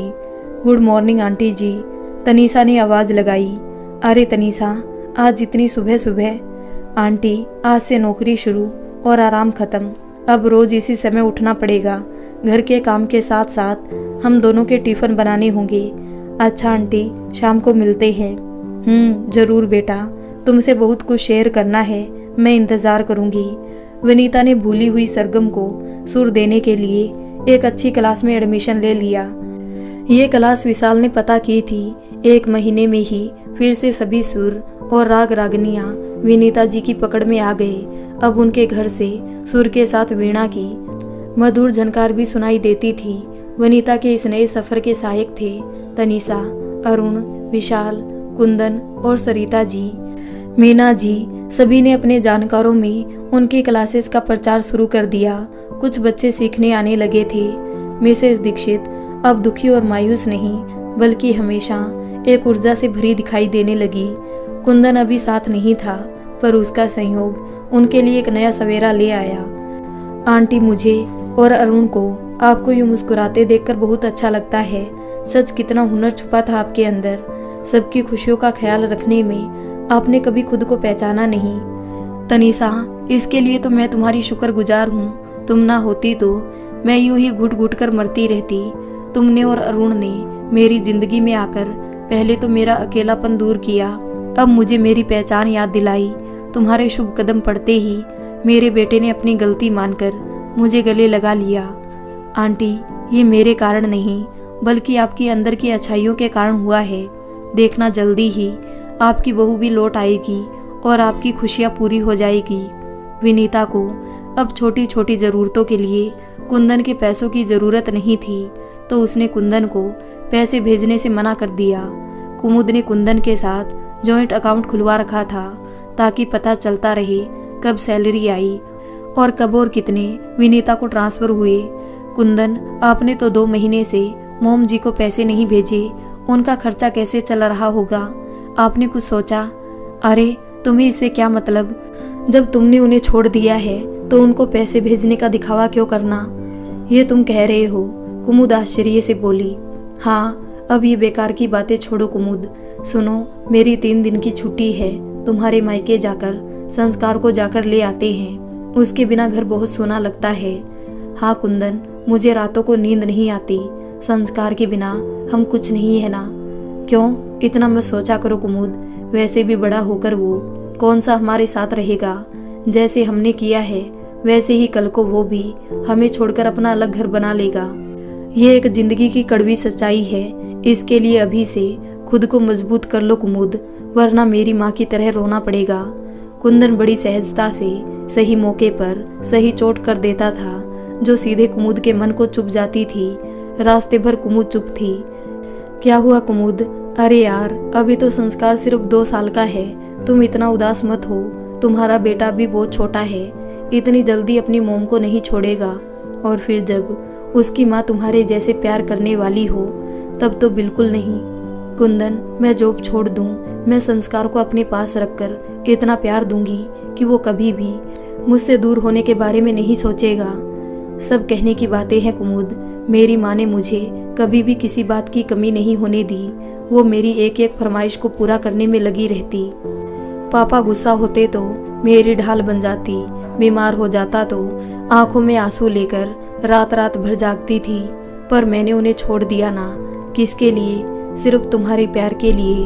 भगवान ना करे संस्कार को ऐसी कोई मजबूरी का सामना करना पड़े। बस करो कुंदन, क्यों मेरे मन का डर बढ़ा रहे हो? घर आ गया था। कुमुद उतर कर अंदर जाने लगी तो देखा कुंदन गाड़ी में ही बैठा है। अंदर नहीं आओगे?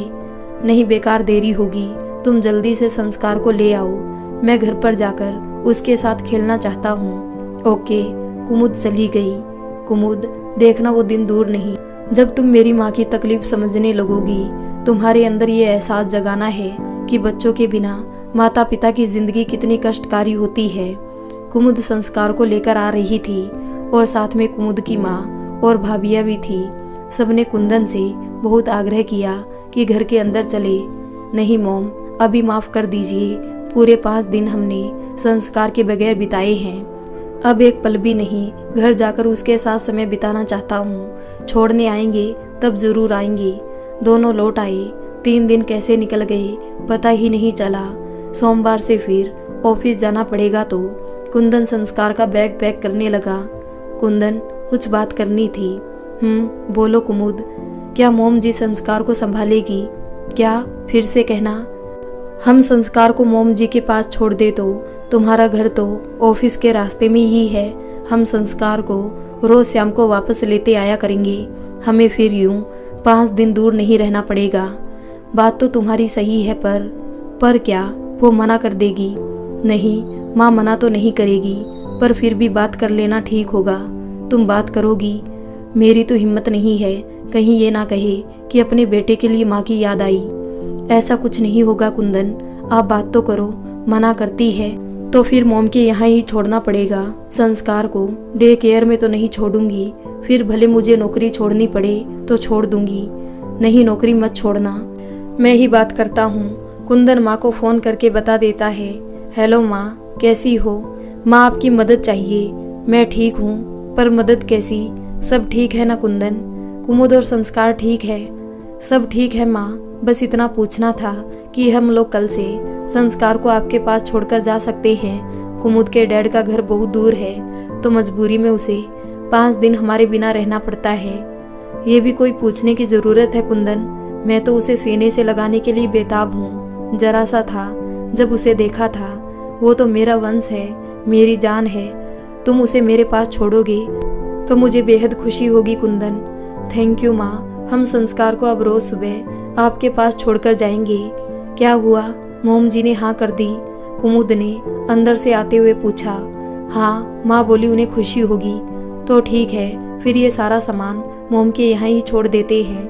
क्या रोज रोज इधर से उधर करेंगे? आप माँ के अकाउंट में पैसे भेज दीजिए ताकि उन्हें कोई परेशानी ना हो। और हाँ, आप वहाँ जाकर संस्कार के लिए एक अच्छा सा रूम तैयार करवा दीजिए। उसकी कोई ज़रूरत नहीं। माँ के पास संस्कार को किसी चीज़ की कमी नहीं होगी कुमुद। बस संस्कार उनके साथ जल्दी से घुल मिल जाए। वो तो है, सब ठीक हो जाएगा। चलिए अब सो जाते हैं, सुबह जल्दी उठना पड़ेगा, तभी तो हम इसे माँ के पास छोड़ पाएंगे। कुमुद सोने चली गई। कुमुद, बस कुछ दिन और, फिर तुम खुद माँ के संग रहने की जिद करोगी। कुंदन विनीता की सीख याद कर मुस्कुराया। विनीता कुंदन से बात करके झूम उठी। कल मेरा पोता मेरे पास रहने आ रहा है। मुझे तो विश्वास नहीं हो रहा। खुशी के मारे मिस्टर दीक्षित की फोटो से बात करने लगी। आप भी बहुत खुश होंगे ना मिस्टर दीक्षित? अब सब ठीक हो जाएगा। आपकी कमी बहुत अखरती है मिस्टर दीक्षित। संस्कार मेरा पोता। खुशी से झूम उठी विनीता। विनीता खुशी से कुछ पंक्तियां गुनगुना रही थी।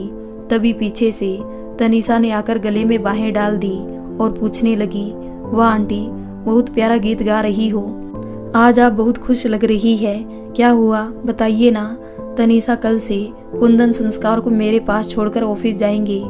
सच तनीषा, मैं बता नहीं सकती मैं कितनी खुश हूँ। समझ सकती हूँ आंटी, ये वाकई बहुत खुशी की बात है। पर आंटी, कुमुद भाभी मान गई या? अरे ये कुमुद की ही मर्जी है। इसका भी कारण बताती हूँ। जब पहली बार कुंदन आया था तो बता रहा था कि उसके सास ससुर साथ रहते हैं, इस कारण उन दोनों में खटपट हो जाती थी। फिर वो लोग वापस अपने घर चले गए और कुमुद के सामने संस्कार को संभालने की समस्या आ गई। वो उसे डे केयर में नहीं छोड़ना चाहती थी। फिर तय हुआ कि मॉम डैड के पास संस्कार को छोड़कर ऑफिस जाएंगे। फिर क्या हुआ, उन्होंने मना कर दिया? अरे नहीं, दरअसल दूरी समस्या बन गई। उनका घर कुंदन के घर से 2 घंटा और ऑफिस से 1 घंटा आने जाने में लगता। दोनों इतने थक जाते कि फिर इतनी दूर आना जाना मुश्किल हो जाता। मजबूरी में संस्कार को 5 दिन माता पिता के बिना रहना पड़ता था। कुछ दिन तो ऐसा ही चला। फिर कुमुद ने बेचैन होकर ये फैसला लिया। ओ अच्छा, यानी इच्छा नहीं, मजबूरी में आपकी याद आई। कुछ भी हो तनीषा, एक कदम कुमुद ने इस ओर बढ़ाया तो मैं उसके इस कदम का स्वागत करती हूँ। अगर मैं ही हट करूँगी तो ये बिखरा परिवार कभी पूरा नहीं होगा। आंटी, आप सच में बहुत अच्छी है। आपसे रोज एक नई सीख सीखने को मिलती है। अब आपकी क्लास का क्या होगा? शाम 5 से 6 1 घंटे कर दूंगी। सीखने वाले बच्चे अभी छोटे हैं तो रात करना गलत होगा। कल तुम कुछ खिलौने ले आना, वो कोमल से आते हैं। संस्कार को चुभे नहीं, वो अभी छोटा है। समझ गई आंटी, मैं ले आऊंगी। आपको कुछ और याद आए तो बता देना। मैं भी संस्कार से मिलने को उत्सुक हूँ, तो जल्दी आ जाऊंगी। विनीता की आंखों से नींद गायब थी। उफ, ये रात भी बीत नहीं रही, जाने कब सवेरा होगा। कुमुद, जल्दी से संस्कार को तैयार करो। उफ, आज ही आंख देर से खुलनी थी। कुंदन मन ही मन बड़बड़ा रहा था। सब समय से हो गया कुंदन, अब चलिए। संस्कार, आज कहाँ जा रहा है बेटा? कुंदन की बात पर संस्कार तोतली भाषा में बोला, नानू तेघल। नहीं मेरा राजा बेटा, आज अपनी दादी के पास जा रहा है। कुंदन, ये वहाँ रह तो लेगा? क्यों, ऐसे क्यों पूछ रही हो? इसने माँ को कभी देखा नहीं, बस इसलिए। ये बेकार की बातें सोचना छोड़ दो। जिसके घर कोई संभालने वाला नहीं होता वे डे केयर में छोड़ते हैं ना। और फिर 1 साल बाद ये स्कूल जाएगा, तब भी नए लोगों के साथ समय बिताएगा ना। हाँ, तुम सही कह रहे हो। चिंता मत करो कुमुद, माँ तो अपनी है। देखना, हमारे बेटे को झट से अपना बना लेगी। लो, घर भी आ गया, चलो इसे छोड़कर आते हैं। नहीं कुंदन, आप ही ले जाइए। ये रोएगा तो मुझसे देखा नहीं जाएगा। ओके, जैसी तुम्हारी मर्जी, मैं अभी आया। गाड़ी की आवाज़ सुनकर विनीता दौड़ी चली आई। लगता है कुंदन आ गया।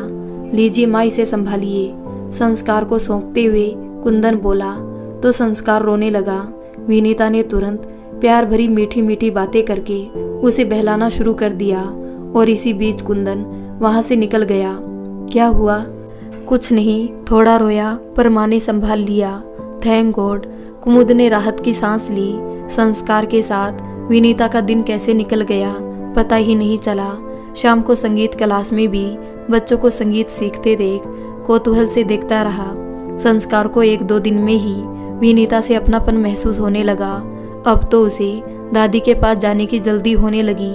चलो ना मम्मा दादी के पास, देर हो रही है। कुंदन देखो इसे, नानी के पास जाने की कभी जिद नहीं करता था। आज तुझे नानू के घर छोड़कर आते हैं। नहीं, नानू के घर नहीं, दादी के पास। संस्कार रोने लगा तो कुमुद उसे चुप कराने लगी। अच्छा बाबा सॉरी, चलो दादी के पास। गाड़ी में बैठकर संस्कार सरगम के कुछ शब्द तोतली भाषा में गुनगुनाने लगा तो कुमुद को बड़ा आश्चर्य हुआ। कुंदन, कुछ सुना? इसे देखो, माँ के साथ रहकर एक दिन में गायक बन जाएगा। कुंदन मन में ये सोचकर मुस्कुरा दिया। टीवी पर देखा होगा इसने तो सब याद आ गई होगी कुमुद। लेकिन गा सुर में रहा है। थोड़ा बड़ा हो जाए फिर हम इसे अच्छी संगीत क्लास में एडमिशन दिलाएंगे। उसकी कोई ज़रूरत नहीं कुमुद, माँ है ना, वो सब सिखा देगी। माँ, क्या कुछ भी बोलते हो? कुमुद ने मुंह टेढ़ा किया। अरे बाबा सच्ची, तुम मेरी माँ को जानती ही कितना हो। कुमुद, उनके लिए कुछ मुश्किल नहीं है। लो घर आ गया। आज तो चलोगी अंदर या आज भी बाहर से लौटने का इरादा है? कुमुद ने कुछ पल सोचा। चलो, वो भी गाड़ी से बाहर निकल आई। दोनों घर लॉन में प्रवेश करने लगे तो कुंदन, यहाँ तो गैरेज था, पापा की कार खड़ी रहती थी। ये बोर्ड, संस्कार गीत, ये सब देख लिया आपने? कुछ दिन पैसे नहीं भेजे तो मोम जी को ये जगह किराए पर देनी पड़ी। कुमुद, कभी कभी मैं तुम्हें समझ नहीं पाता। कभी तो माँ के खर्चे की चिंता करने लगती हो और कभी उन पर गुस्सा, पर कभी उनसे मिलने का मन नहीं बनाती। तुम्हें समझना बहुत मुश्किल है। विनीता ने संस्कार के लिए घर में ढेर सारे खिलौने जगह जगह रखे थे। संस्कार अंदर पहुंचते ही अपने खिलौनों में उलझ गया। कुमुद बहुत दिनों बाद घर लौटी तो विनीता ने उसे दरवाजे पर रोक दिया। रुको कुमुद। क्या हुआ माँ? कुंदन ने चौंक कर पूछा। तब तक विनीता अंदर चली गई थी। कुमुद को इस तरह रोकना अच्छा नहीं लगा। मैं गाड़ी में तुम्हारा इंतजार करती हूँ। वो जाने के लिए मुड़ी। अरे रुको कुमुद, कहाँ जा रही हो? मैं तो आरती की थाली लेने गई थी। आओ, आ जाओ। विनीता ने कुमुद की आरती उतारी। कुमुद, हमारे यहाँ जब बहू पहली बार बच्चे को लेकर घर आती है तो उसका ऐसे ही स्वागत करते हैं। संस्कार तो पहले ही घर में आ चुका है, बस तुम ही रह गई थी। कुमुद कुछ नहीं कह पाई, बस विनीता के पैर छूकर चुपचाप बैठ गई। इस बीच संस्कार सब खेल में मगन रहा। थोड़ी देर में चाय पीकर दोनों ऑफिस के लिए निकल गए। कैसी हो आंटी जी? संस्कार आ गया, तनीषा ने अंदर आते हुए पूछा। तनीषा को देखकर संस्कार उसके पास दौड़कर आ गया। अरे इस समय क्या हुआ, ऑफिस नहीं गई? वो आंटी, कुछ तबीयत ठीक नहीं थी। अरुण भी नहीं गए, हम डॉक्टर के पास जाने वाले हैं। क्यों, क्या हुआ? तनीषा के माथे को छूकर देखते हुए विनीता ने पूछा। क्या हुआ होगा मिसेस दीक्षित, कोई खुशखबरी ही होगी। क्यों तनीषा? मीना जी ने अंदर आते हुए कहा। मीना जी सबके ऑफिस जाने के बाद घर में अकेली रहती तो वो भी अक्सर विनीता के पास समय व्यतीत करने आ जाती थी। मीना जी की बात सुनकर तनीषा शर्मा गई। तनीषा? विनीता ने तनीषा की ओर देखा तो उसने हाँ में गर्दन हिलाई। अरे वाह, मैं मिठाई लेकर आती हूँ। विनीता ने खुश होकर सबको मिठाई खिलाई। मीना जी, आप कैसे समझ गई कि कोई खुशखबरी होगी? मिसेस दीक्षित, मेरा तो आपको पता ही है, सर्दियों में अक्सर मैं सुबह धूप सेकने लॉन में बैठी सबको आते जाते देखती रहती हूँ। कुछ दिनों से तनीषा को संभलकर सीढ़ियाँ चढ़ते उतरते देख रही थी, बस उसी से अंदाजा लगाया। ओह, इसलिए छुट्टी ले रखी है। मीना जी, आप पूरी जासूस हो, सब खोज खबर रखती हो। सुनकर सब हंसने लगे। बधाई हो बेटा, ये तो बहुत खुशी की बात है। तनीषा, अब तुम्हें अपना बहुत ज़्यादा ख्याल रखने की ज़रूरत है। कभी ज़रा भी तकलीफ महसूस हो तो तुरंत हम दोनों को बता देना। जी आंटी जी, वैसे भी सासू माँ आएगी 2 महीने बाद, तो कोई चिंता नहीं रहेगी। माँ के आने के बाद तो सब कुछ व्यवस्थित हो जाएगा। बड़े बुजुर्गों का अनुभव बच्चों के बहुत काम आता है। खासकर ऐसे मौके पर एक औरत की तकलीफ औरत ही समझ सकती है। कुंदन को कुछ दिनों के लिए अचानक ऑफिशियल ट्रिप पर जाना निश्चित हुआ। अब कुमुद के सामने संस्कार को लाने जाने की दिक्कत खड़ी हो गई। कुमुद को कार ड्राइव करना नहीं आता था। कुंदन 3-4 दिन कैसे निकलेंगे? इस समय मुझे भी लीव नहीं मिलेगी, फिर संस्कार को छोड़ने जाना मुश्किल होगा। क्या करूं? कुछ समझ नहीं आ रहा। आप कहें तो मॉम डैड को बुला लें। नहीं कुमुद, किसी को भी बुलाने की ज़रूरत नहीं है। 3 दिन की ही तो बात है। अगर तुम मेरी बात मानो तो माँ के पास ही रुक जाओ। मॉम जी के पास? कुमुद कुछ सोचने लगी।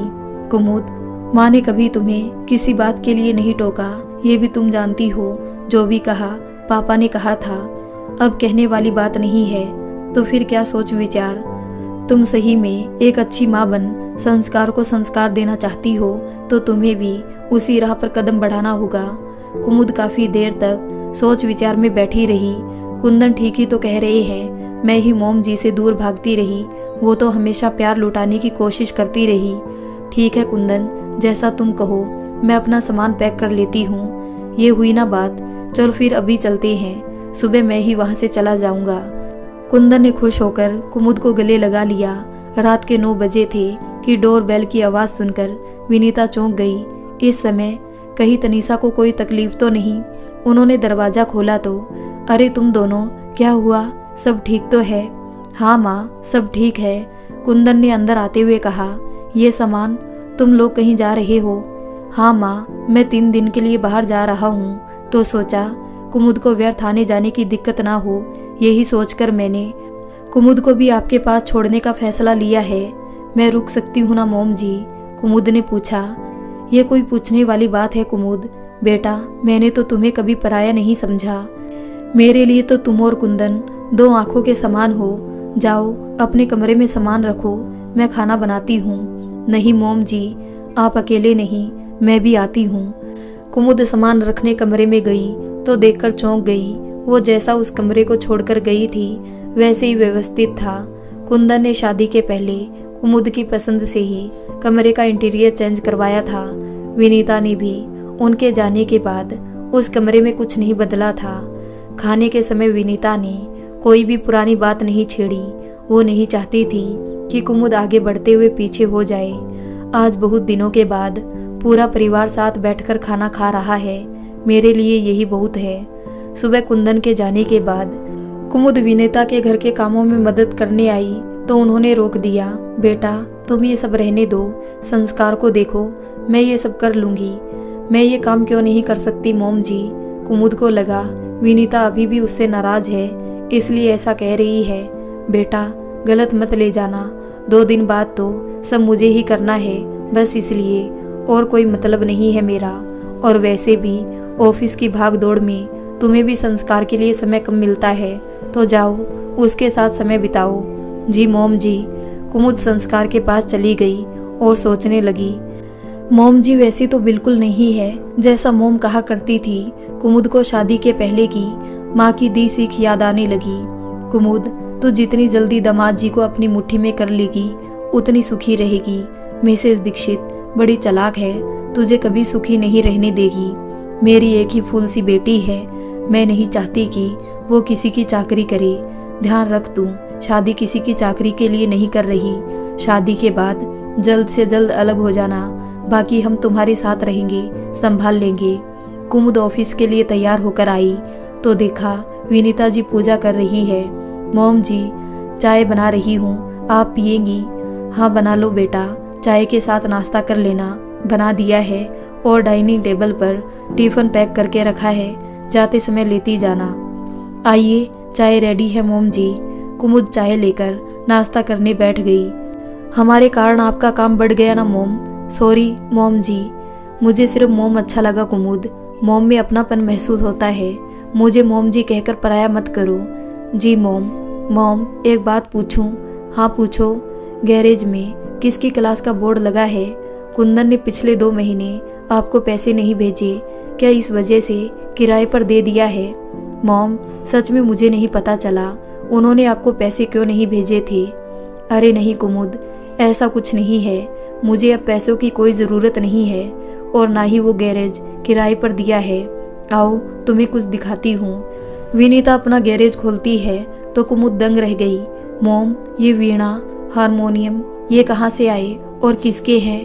पापा की गाड़ी वो कहाँ गई? ये मेरे हैं कुमुद। क्या? तो मैंने मेरे पड़ोसी और तुम मिल चुकी हो तनीषा से, उन्हें इस्तेमाल के लिए दे दी। वो तो ठीक है मॉम, ये आपके। अच्छा अभी मैं ऑफिस के लिए निकलती हूँ मॉम, इस बारे में शाम को आराम से बात करती हूँ। कुमुद टिफिन लेकर चली गई। कुंदन घर से निकलकर सीधे विशाल के घर पहुँच गया। आओ कुंदन, कैसा चल रहा है सब? अभी तक तो भाई तेरे प्लान से सब व्यवस्थित चल रहा है, आगे देखते हैं। मैं बाहर जा रहा हूँ, जरा माँ के यहाँ चक्कर लगा लेना। आज कुमुद को माँ के पास छोड़कर तुझे बताने चला आया। ये तो बहुत अच्छा किया, भगवान करे जैसा हम सब चाहते हैं वैसा ही हो। सच में यार, मैं भी दिल से यही चाहता हूँ, पर यह भी सच है कि धागा ज़्यादा खींचो तो टूट जाता है, फिर हमेशा के लिए गांठ पड़ जाती है। माँ पर मुझे विश्वास है, वो कुमुद को अपने प्यार का एहसास करा देगी। पर कुमुद दिल की बुरी भी नहीं है कुंदन, बस थोड़ा समय और सब्र, फिर देखना जल्दी ही तेरा परिवार एक हो जाएगा। काश तेरी बात सच हो जाए। घर चक्कर मार लेना, मैं निकलता हूँ, फिर मिलते हैं। कुंदन के जाने के बाद विशाल मन ही मन बोला, मुझे माफ कर देना कुंदन, मेरे ख्याल से अब कुमुद और आंटी के बीच किसी का आना ठीक नहीं। वो दोनों जितना समय साथ बिताएगी उतना ही जल्दी तेरा परिवार एक होगा। ऑफिस में खाली समय में कुमुद, मॉम ऐसा कुछ भी नहीं है, आप कुछ ज्यादा ही सोचती हो, मुझे कोई तकलीफ नहीं है। कुमुद, ये तो सिर्फ 4 दिन की चांदनी है बेटा, 2 दिन बाद देखना, टिफिन तो क्या, वो तुझे खाना भी खुद बनाने को कहेगी। जब कहेगी तब की तब देखेंगे मॉम। वैसे भी मुझे 2-3 दिन रुकना है, तो इतना क्या सोचना, आप बेकार ही मॉम के लिए गलत सोच रही है। ओ मॉम जी से मॉम। कुमुद, मिसेस दीक्षित मीठा मीठा बोलकर तुझे अपने जाल में फंसा रही है। कोई सास अपनी बहू को टिफिन पैक करके नहीं देती, उन्हें अपना बेटा चाहिए। तुम मत मान मेरी बात। ठीक है ना मॉम, इस बारे में बाद में सोचेंगे, मैं अभी ऑफिस में हूँ। कुमुद ने फोन डिस्कनेक्ट कर दिया। देखा आपने, मैंने सच कहा था आपसे, कुमुद को अकेला छोड़ेंगे तो मिसेस दीक्षित उसका फायदा उठा लेगी। क्या हुआ दमयंती, साफ साफ कहो।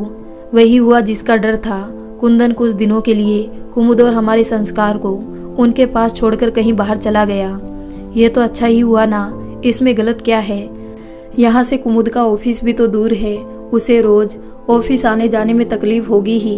पहले तो उसका ऑफिस पास ही था, तो हमें बुला लिया होता। कितना समझाया कि इन सास बहू के झमेलों से दूर अपनी मन मर्जी की जिंदगी जियो, हमेशा खुश रहोगी। दिन भर बेकार ही बहस होती है। कुमुद अब बच्ची नहीं है दमयंती, तुम्हारे कहने से वो 3 साल वैसे ही रह रही है जैसा तुमने चाहा, पर माँ बनने के बाद उसमें बहुत बदलाव आ गया है। वो दूसरों की फीलिंग समझने लगी है। तुम भी उसे बच्ची समझना बंद कर दो। आप सही कहते हैं, पर फिर भी मेरा मन उसे लेकर घबराता रहता है। कैसे वो सब मैनेज करती होगी। बहुत नाजुक है कुमुद, जरा में बीमार हो जाती है। सुनिए जी, जब तक कुंदन जी नहीं आते हमें उसके पास चलना चाहिए। कुंदन को अब हम लोगों का साथ रहना पसंद नहीं आता, तो क्यों बार बार वहाँ जाना। कुमुद अब सब मैनेज करना सीख गई है, तो ये भी कर लेगी। मुझसे इस उम्र में बार बार इधर उधर नहीं किया जाता। आप साफ साफ क्यों नहीं कहते कि आपको बेटों और बहुओं की गुलामी पसंद आती है? दमयंती, तुम बहुत नसीब वाली हो। हमारे सभी बच्चे दिल के बहुत अच्छे हैं। आज रानी बनी बैठी हो, ये हमारे बेटे और बहुओं का अपनापन है। अब कुमुद भी अपने परिवार का महत्व समझने लगी, ये तो खुशी की बात है। पता नहीं क्या सही है क्या गलत, मुझे तो कुमुद की चिंता रहती है। मिसेस दीक्षित ने उस पर बंधन लगाने शुरू कर दिए तो उसके सपनों का क्या होगा? ऐसा कुछ नहीं होगा दमयंती, इतना टेंशन लेकर क्यों ब्लड प्रेशर बढ़ा रही हो? मैं समझता हूँ तुम्हारी चिंता दमयंती। कुमुद तुम्हारी बहुत लाडली है, पर क्या तुम चाहोगी कि तुम्हारे कारण उसका घर टूटे? पर देखो दमयंती, मेरी बात मानो, उसकी शादी को अधिक समय नहीं हुआ और हमारे कारण उनमें खटपट शुरू हो गई। यह सब उनकी शादीशुदा जिंदगी के लिए अच्छा नहीं है। उसे कुछ दिन अकेले छोड़ दो। ये बात तो आप सही कह रहे हैं। मैं भी कुमुद को लेकर कुछ ज़्यादा ही घबरा जाती हूँ। कुमुद और कुंदन जी के बीच में विवाद का कारण तो मैं भी नहीं बनना चाहती। तो फिर छोड़ दो ना सब। अपने पोता पोतियों में खुश रहो और बहुओं के संग खुशियाँ बांटो। अब जाकर जरा चाय बना लाओ। दमयंती उठकर रसोई में अपनी बहू की मदद करने लगी। संस्कार, क्या कर रहा है मेरा बच्चा? कुमुद ने घर के अंदर आते ही पूछा। संस्कार विनीता की गोद में बैठा फ्रेम में ABCD के छोटे छोटे क्यूब से नाम लिखना सीख रहा था। हम भी चलते हैं मिसेस दीक्षित, फिर आएंगे। कुमुद के आते ही सरिता जी और मीना जी उठते हुए बोली। अरे क्यों, बैठिए ना आंटी जी, मैं बस अभी चाय बनाकर लाती हूँ, सब साथ पियेंगे। चाय मैं बना लेती हूँ कुमुद, तुम फ्रेश हो लो तब तक। नहीं मोम, आप बैठिए। कुमुद कमरे में चली गई। मिसेस दीक्षित, आपकी बहू व्यवहार में तो बुरी नहीं है, फिर भी आपके साथ। छोड़िए ना आप भी, क्या बातें लेकर बैठ गई सरिता जी। कभी कभी समय हमारे अनुकूल नहीं रहता तो परिस्थितियाँ भी वैसी बनती चली जाती है। विनीता ने तुरंत बातों पर विराम लगा दिया। कुमुद चाय बनाकर ले आई थी। चाय पीकर दोनों अपने अपने घर चले गए। यह आंटी रोज आती है मोम? नहीं, सरिता जी की बहू कुछ दिनों के लिए मायके गई तो वो आजकल दिन में अकेली रहती है, और मीना जी के घर दिन में कोई नहीं रहता तो वो अक्सर यहीं आ जाती है। ओ, तो ये अच्छा ही है मोम, आपको भी कंपनी मिल जाती है। संस्कार के लिए ये गेम सरिता जी ही लेकर आई है। देखो कितने मजे से लेकर खेल रहा है। देखा मोम, मैंने तो अभी तक सोचा ही नहीं कि इसके लिए अब ऐसे गेम लाने होंगे। खेल खेल में ही सही कुछ तो सीखेगा। मैं तो उसे अभी छोटू सा बच्चा समझ रही हूँ। माँ के लिए तो बच्चे कभी बड़े नहीं होते बेटा, और माँ का जीवन बच्चों के बिना अधूरा। ये बात तो अब तुम्हारी समझ में आ ही गई होगी। सही कहा मोम, समय भी कितनी जल्दी बीत जाता है। बस 1 साल और फिर संस्कार का स्कूल और पढ़ाई शुरू हो जाएगी, और बचपन बस्ते के बोझ तले दब जाएगा। वो भी जरूरी है बेटा। हाँ मोम, सही कह रही हो। मोम, अब बताइए, आप सुबह क्या बता रही थी? किस बारे में कुमुद? वो वीणा, हारमोनियम, गैरेज में? ओ अच्छा, उसके बारे में। विनीता अपने संगीत के शौक के बारे में बताती है। वाह मोम, आप तो सच में कमाल हो। कुंदन ने मुझे कभी क्यों नहीं बताया कि आप संगीत में रुचि रखती थी? उसे कभी बताया ही नहीं। पर क्यों मोम, आपने अभी तक अपना हुनर छुपा रखा था? परिवार की खुशियों के लिए कुमुद, कभी कभी हमें दूसरों की खुशियों के लिए कुछ त्याग करना पड़े तो कर देना चाहिए। पर मोम, हमारी खुशियों का क्या? ऐसा नहीं होता कुमुद। जब कोई हमें बेहद प्यार करता है तो हमें भी तो उसके प्यार का मान रखना चाहिए ना। जी मोम, घर में मेरे गाने से कोई समस्या नहीं थी।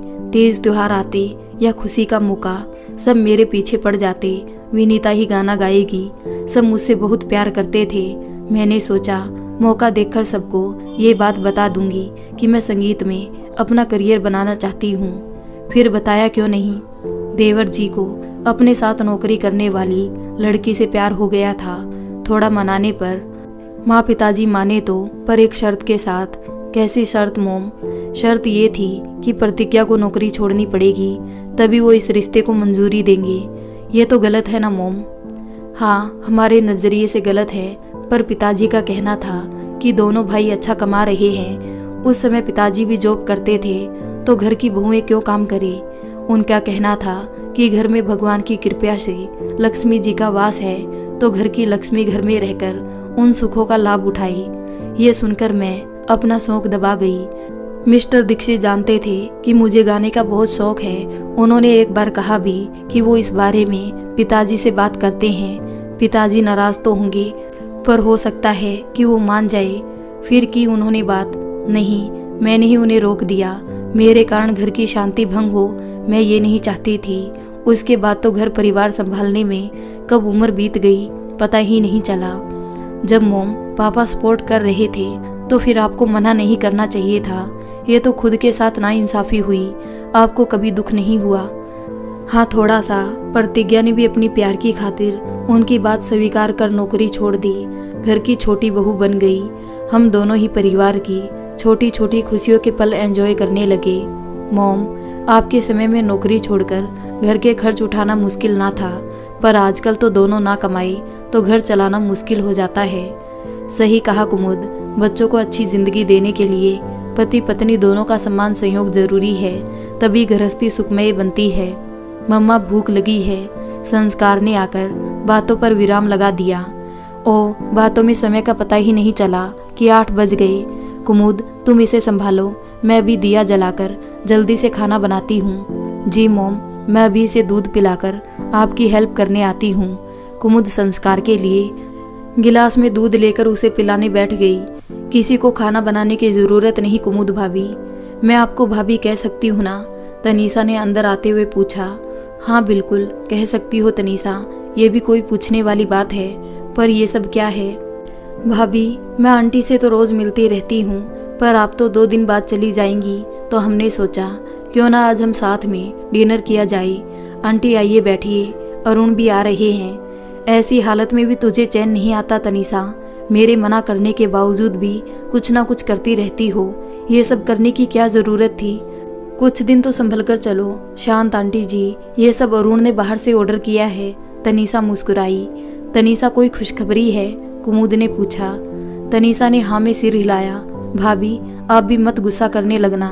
तनीषा ने बच्चों जैसी शक्ल बनाई तो कुमुद जोरों से हंस पड़ी। 3 दिन बड़े अच्छे हंसी खुशी बीते। कुंदन आ गया। कुमुद भी अपने घर लौट गई, पर कहीं न कहीं तनीषा और मिसेस दीक्षित के साथ बिताए पलों को मिस करने लगी थी। दिवाली पास आ रही थी। दमयंती भी कई दिनों से कुमुद से मिलने को बेचैन हो रही थी। कुमुद, तुम्हारे फोन की रिंग बज रही है, जरा देखो तो। कुंदन शेविंग करते हुए चिल्लाया। देखती हूँ, शायद मोम का ही फोन होगा। कुमुद किचन से हाथ पोंछते हुए चली आई। दमयंती का कॉल था। कुमुद बात करने लगी। अरे नहीं नहीं मोम, इस बार पॉसिबल नहीं है। क्यों बेटा, क्या पॉसिबल नहीं है? कुंदन जी मना कर रहे हैं। नहीं मोम, बस ऐसे ही, मैं इस बार कुछ और सोच रही थी। ऐसा क्या हो गया जो तुम्हें सोचना पड़ रहा है कुमुद? कुछ बात हो गई क्या? नहीं मोम, कोई बात नहीं हुई। मोम जी का मन है कि इस बार हम उनके साथ दिवाली मनाएं। मैं सोच रही थी कि आउच। कुमुद की बात सुनकर कुंदन का हाथ स्लिप हो गया और छोटा सा कट लग गया। क्या हुआ कुंदन? कुछ नहीं, दाढ़ी बनाते में कट लग गया। तुम बात चालू रखो। ये सुनकर कुंदन को विश्वास नहीं हो रहा था कि कुमुद अपनी माँ के यहाँ जाने से मना कर रही है। कुमुद, हम तुम्हारे बिना दिवाली, इतने सालों से हम दिवाली साथ मनाते रहे, और इस बार तुम्हारे बिना नहीं नहीं, तुम लोग यहाँ आ रहे हो बस। मॉम प्लीज, मैं भाई दूज पर आ जाती हूँ। कुमुद ने फोन रख दिया। क्या कह रही थी मॉम? कुंदन चेहरा साफ करते हुए बोला।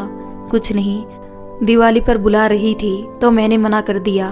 तुमने मना क्यों कर दिया? कोई बात नहीं? कोई बात नहीं, बस ऐसे ही। अब आप जल्दी से नहा लो, ऑफिस के लिए देर हो जाएगी। ये तो अब सच में माँ के जैसी उलझी हुई बातें करने लगी। चलो मैं मेरा काम करूं, इसके मन का क्या कब पलट जाए। अभी तो दिवाली बहुत दूर है। मन ही मन सोचता हुआ कुंदन उठकर नहाने चला गया। संस्कार को माँ के पास छोड़कर दोनों ऑफिस के लिए निकल गए। सुनो जी, कुमुद कह रही है कि वो इस बार दिवाली पर नहीं आ पाएगी। क्यों, सब ठीक तो है? भूषण चौंक कर बोले। सब ठीक है, पर क्या? दमयंती बोलो। वो कह रही थी कि कुंदन जी इस बार अपनी माँ के साथ दिवाली मनाएंगे। कुमुद ज्यादा कुछ नहीं बोली। कुंदन जी पास ही थे शायद, पर बड़ी दुखी होगी बेचारी। बचपन से हमारे साथ ही सारे त्योहार मनाती आई है ना, इसलिए ये पहली बार है जब दीक्षित परिवार एक साथ दिवाली मनाएगा। दमयंती, अगर कुमुद इस सबसे सहमत है तो हमें क्या करना? ये सुनकर दमयंती कुछ नहीं बोली। दीक्षित हाउस में इस बार विनीता बड़े चाव से मठरी, गुजिया, बेसन लड्डू बना रही थी। कुंदन शाम को आया तो खुशबू लगते ही बोला, माँ गुजिया बनाई। रसोई की ओर बढ़ा। ठहरो कुंदन, हाथ कौन साफ करेगा? माँ आप नहीं बदलोगी, मैं अभी आया। विनीता रसोई में जाकर प्लेट में गुजिया निकाल कर ले आई। वाओ मॉम, मैंने आज तक इतनी स्वादिष्ट गुजिया नहीं खाई। कुमुद बोली। मेरे माँ के हाथ में जादू है कुमुद, तुम लोगों के लिए ही बनाई है। तुम लोग आ रहे हो ना? हाँ मॉम, छुट्टी लगते ही हम लोग आ जाएंगे। अभी चलते हैं। कुमुद संस्कार को लेने चली गई थी, जो कमरे में सो रहा था। कुमुद के नहीं आने की खबर से दमयंती कुछ उदास सी बैठी हुई थी। क्या सोच रही हो दमयंती? कुछ नहीं, कुछ तो। मैंने कुमुद को बड़े नाजों से पाला, हमेशा डरती थी कि वो अपने नाजुक कंधों पर गृहस्थी का बोझ कैसे सहेगी। पर कुमुद को लेकर मैं गलत थी। बेटियां गीली मिट्टी की तरह कब माँ बाप के साथ ससुराल के रिश्तों में रम जाती है, पता ही नहीं चलता। ये बात तो तुमने सही कही दमयंती। हमारी बहुएं कितनी अच्छी तरह से घर संभालने लगी है। मेरी बातों में आकर कुमुद वही करती रही जो मैं कहती। मैंने उसे मिसेस दीक्षित से दूर रहने की सलाह दी ताकि वो आज़ाद जिंदगी जिए, पर अब हालात बदल गए हैं। कुमुद ने अपने कदम दीक्षित हाउस की ओर मोड़ दिए तो मुझे खुद पर शर्म आने लगी है। गलती तो मुझसे भी हुई है दमयंती। मैंने हमेशा तुम्हारी हर बात का समर्थन किया, कभी तुम्हें और बच्चों को नहीं टोका। कुंदन जी के बदलते व्यवहार ने मुझे बेटे और दामाद का अंतर समझा दिया। मैं समझी नहीं, दमयंती बोली। दमयंती, रिश्ते हैं तो थोड़ी बहुत तकरार भी होती है।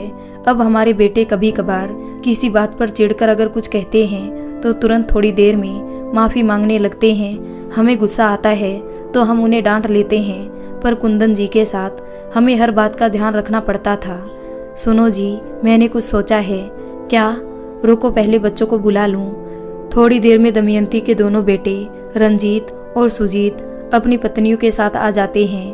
क्या हुआ पापा? मोम ने हमें यूं अचानक क्यों बुलाया? सब ठीक तो है? सब ठीक है बच्चों। क्या बात है? ये तो दमयंती ही बता सकती है। मोम, बच्चों इस बार दिवाली पर कुमुद हमारे यहाँ नहीं आ रही है तो मैं। क्यों मोम, वो ठीक तो है? रंजीत बीच में बात काटते हुए बोला। कुमुद ठीक है, पर इस बार वो दीक्षित हाउस में दिवाली मनाने जा रही है। क्या? रंजीत और सुजीत को सुनकर कानों पर विश्वास नहीं हुआ। हाँ, और ये फैसला कुमुद ने ही लिया है। मैं सोच रही हूँ कि इस बार लक्ष्मी पूजन के बाद हम सब दीक्षित हाउस चलें। मैंने मिसेस दीक्षित के साथ बहुत गलत व्यवहार किया, उसकी माफ़ी के लिए ये अच्छा मौका है। मॉम, हम तो आपसे हमेशा कहते थे कि कुमुद को कुछ समय उसके ससुराल में बिताने दो, पर आप हमेशा गलत समझ लेती थी। दमयंती की बात पर उनकी बड़ी बहू दीप्ति बोली। पुरानी बातें छोड़िए दीदी, छोटी बहू बोली। हम जरूर चलेंगे, आप इजाज़त दे तो हम कुमुद के घर जाने के लिए कुछ गिफ्ट मंगा लें। तुम लोगों को जो अच्छा लगे करो। अभी जाओ, सो जाओ, लाइट भी बंद करते जाना। बिस्तर पर लेटते हुए दमयंती बोली तो भूषण मुस्कुरा दिए। कुमुद, इतनी रात को क्या कर रही हो? आओ सो जाओ। कुंदन ने आवाज लगाई। बस अभी आती हूँ, आप सो जाइए कुंदन। कुमुद कुछ देर तक कमरे में नहीं आई तो कुंदन उसे ले जाने के लिए उठकर आ गया। कुमुद कुछ गिफ्ट पैक कर रही थी। ये सब क्या है कुमुद? आपको मेरे बिना नींद नहीं आती कुंदन, तुम्हारी आदत जो हो गई है। बताओ ना कुमुद, ये सब क्या है और किसके लिए? तनीसा के लिए कुंदन, उसकी शादी के बाद पहली दिवाली है। दोनों कल दोपहर में अपने परिवार के साथ दिवाली मनाने जा रहे हैं। सुबह ऑफिस जाते समय उसे देती जाऊंगी, फिर तो जब वापस आएगी तभी मिलना होगा।